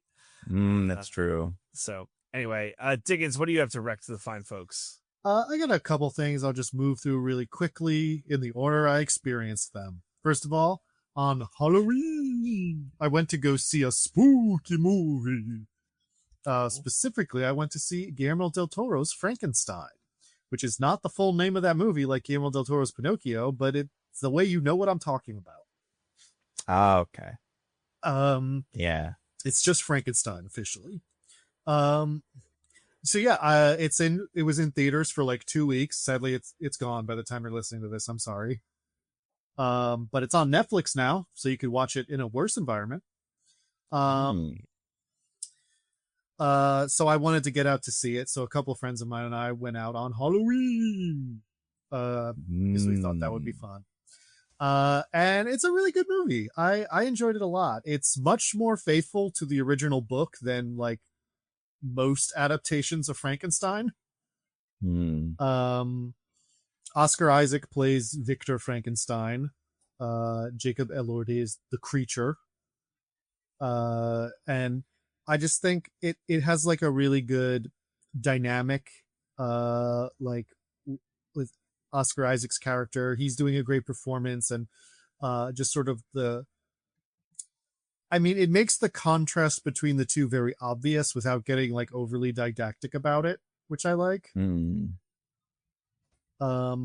Like I promise you, nobody ever says to Victor in this movie, "You're the real monster." How would I know if he is or isn't? I guess you'll just have to, Do you think he's the real monster? Well, by the end, maybe it's a little complicated. But also mostly, yes, he's a terrible person. I like that. But I know it's really good. It's Guillermo del Toro has a very like visual style that I enjoy. He sort of plays up the romanticism of it. But like there's some gnarly moments in this movie. I think more so than in like Shape of Water. Makes sense. So yeah, that was a lot of fun. Then a few days later, I went to go see another movie, specifically one Bugonia by Yorgos Lanthimos. Oh, and that one I really liked too. It's about Emma Stone is like an entrepreneurial CEO, girl bossing her way through the business world. And Jesse other way. Jesse Plemons is like not a QAnon guy, but like crazy in that way, where he's just like deep down conspiracy rabbit holes. And he has convinced himself that she is an alien. She is a member of an alien race that is hiding amongst humans and is like causing all the problems in society and is like trying to choke out and kill human life. Oh. So they him and his cousin, who's like his best friend, kidnap her and try to get her to take them to the alien emperor so they can negotiate. And fun. It's a lot of fun. It's like very much one of those movies that's like performance showcase, like just constant dialogues and monologues between these three characters. There are like characters in the movie besides them and like moments outside of it, but the main thing is the three of them. And it's really good the way the sort of like dynamics shift and change with every scene. It's visually very very beautiful and like also has some really gnarly moments. But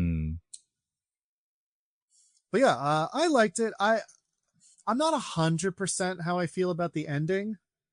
Like, I think I need to sit with it a little more, but I still overall really liked the movie and think it's worth seeing. And then finally, the last thing I did, of course, I had to check up on our boy Hutch, even though Hutchtober's over. Oh, right. I had to check up on him. I watched I Love L.A., Rachel Sennot's new show, where Josh Hutcherson plays her boyfriend. Nice. And it's fine. There you go. I didn't dislike the first episode, but I didn't laugh that much either. I would watch another one, but if I didn't laugh much in that one, I might give up. Wow. I don't know. Giving up on our Hutch. I like the premise of it. It's like a person trying to make it in LA, her influencer like friend. Joey. Her influencer friend who sort of like left her behind when she got successful and like stayed in New York instead of moving to LA, like comes back for a visit and sort of upends her life. And it's like, I don't know. The dialogue is funny in a way that doesn't make me laugh, if that makes sense. Mm-hmm. Like, it's the sort of thing where you watch and you're like, that's clever. I see what they're doing, but you don't laugh. Which, I don't know. I don't dislike that, but, you know, I'd rather be laughing. Yeah. So I don't know. I guess this isn't really a rec, but it's not bad. So. How's Hutch? Hutch is a good boyfriend character, I feel like. He's a good, like, he's there and he's like dependable. And you're like, I see why she would like him, but also he's not interesting and drawing away from the other characters. Cool. Also gets pointed out that he's short, so I bet you have to, otherwise people will be watching the show like, when are they going to acknowledge the truth about why this man is his single flaw, his kryptonite, as it were? Otherwise he's perfect, you know. But yeah, those are all my recs. What about you, Nando? So I read comics and stuff this week, but I didn't really have too many things to rec. I will say my main rec this week, because a lot of stuff is like Dispatch still liking it, Chair Company still liking it. But my main rec is a video I watched, which is like a long one. So like that, it's nearly is there any other length, kind? but it's, I know. No, there's long and then like 2 seconds long to trick Coco Melon kids. And so this isn't that. It's about an hour long. It's by a YouTuber. I feel like we've probably recommended some of their stuff before, but I can't remember what, named Eddie Burback, who makes a lot of stuff. I watched this. Yeah. So he's made stuff about like the sphere and like kind of fun things where you're like, that's a weird thing, or like the fucking stupid Apple headset. Speaking of things that we've made fun of. But he made a video recently called, ChatGPT Made Me Delusional. And it is about him, like, he decided, like, the kind of the experiment of the video, the idea of the video is he decided he was going to try to get ChatGPT on like a kind of weird path and do all the things it said and see where that led him. So he automatically gets it to agree with him that he actually was the smartest baby born in the year he was born. And then he starts a journey because the ChatGPT wants to prove it. So he's like, how do I prove this? How do I do my research and like understand what that is? So like the ChatGPT has a lot of ideas. Obviously it says all his ideas are great, and it just keeps escalating in a way that's pretty bizarre, all apparently true. Like he doesn't think he's the smartest baby yet. Well, I mean, maybe he does. Someone's got to be the smartest baby born in that year. But there must be one. Yeah, ChatGPT maybe thinks it's him, but maybe it could be. But yeah, but the conversations with ChatGPT are real, and it's fascinating how fucking stupid this thing is. Like, it really is. And like, I don't blame people that get like caught up in it and like think it's real, but like, it's just built to take advantage of these people. Like, it's so bad. Mm-hmm. What's the video called? It's called ChatGPT Made Me Delusional. It'll be in the show notes. You know, but it's very calls out how some people use it as like a therapist and how that's not a good idea. It does call that out, yeah. Just an interesting fact for everybody. I don't mean anything by that. And yeah, it's so funny too, because I do think he's a very funny just person in general. I love the end like kind of conclusion he comes to and what he ends up doing. But it's also God, I can't believe he actually went through with that. I love that. And I love the way the guy brings it up to him and he's like, that's a weird question to ask. That have to do with anything. But I also love that it's also kind of about like how kind of goofy crystal woo culture, all that stuff like kind of fits into this, and like this kind of very flexible framework. They gel together really well. And I thought it was pretty good. I like all their stuff. So if people aren't subscribed to them or haven't like looked into them before, definitely worth doing and like going through their back catalog. But that's their most recent video, and it's doing pretty well. It's got a couple million views, so it's people are seeing it. But good. A lot of fun. Next week, speaking of fun, Predator Badlands, probably. Yeah, right? That's the plan. That's the only major release. So speaking of ChatGPT and different AIs and stuff, there's robots and stuff in those. Yeah. So excited for that. Do you guys have anything to plug, DJ? Just Roses and Rejections. It's gonna be our last one for the year. Love Is Blind reunion recap, and then that's it. I know, short recap. Trust me. So yeah, that's it. Diggins, how about you? Nope. What about you, Nando? I don't remember when I made my last videos. I've made a couple videos since the last couple weeks, so it's a good chance some of them are new. I have my, I guess, videos that exist right now that you can watch of mine on Nando V Movies are my Marvel's Got a Problem with Villain Groups video. So talk about like why the Serpent Society sucks, and then kind of how that could be remedied. I know it's you'd think Giancarlo Esposito in glasses and with the trench coat is pretty cool, and for most movies it would be, but they kind of fucked it up a little bit. But you'll get into it in the video. Talk about like Hydra and some of the other villain groups that they've done weird things with. Not the Hydra's weird. They more or less got Hydra right. The other ones are weirder. I also put out a video, just what I liked about this Marvel Zombie show, because I thought that show was pretty good. More mess out with them. I was like, oh, that was clever. So those exist on YouTube, and then on Nebula, my next video about why Old is a really bad adaptation. You can watch that early. That'll be on YouTube eventually. But yeah, so that's my plug. And I'll have stuff on the Nando Cut eventually. If there's any news, I feel like it's been a light news week besides like Woke is back. No like baby characters being cast in Avengers or whatever. So yeah, no, not a lot of videos. Yeah, nothing that matters unless Zoran. Is it too late? Let's get him a cameo coming through a portal or something. That'd be pretty cool. Love it. That's what the people want. Possible. Yeah, so we'll see. But yeah, so maybe videos there eventually. Until next week, I've been at Nando V Movies on Twitter and Bluesky now that it's woke. I'm at to be by day. Always been everywhere under that handle. I'm at C Diggins exclusively on Bluesky. Bye everybody. Bye. See you guys. Bye.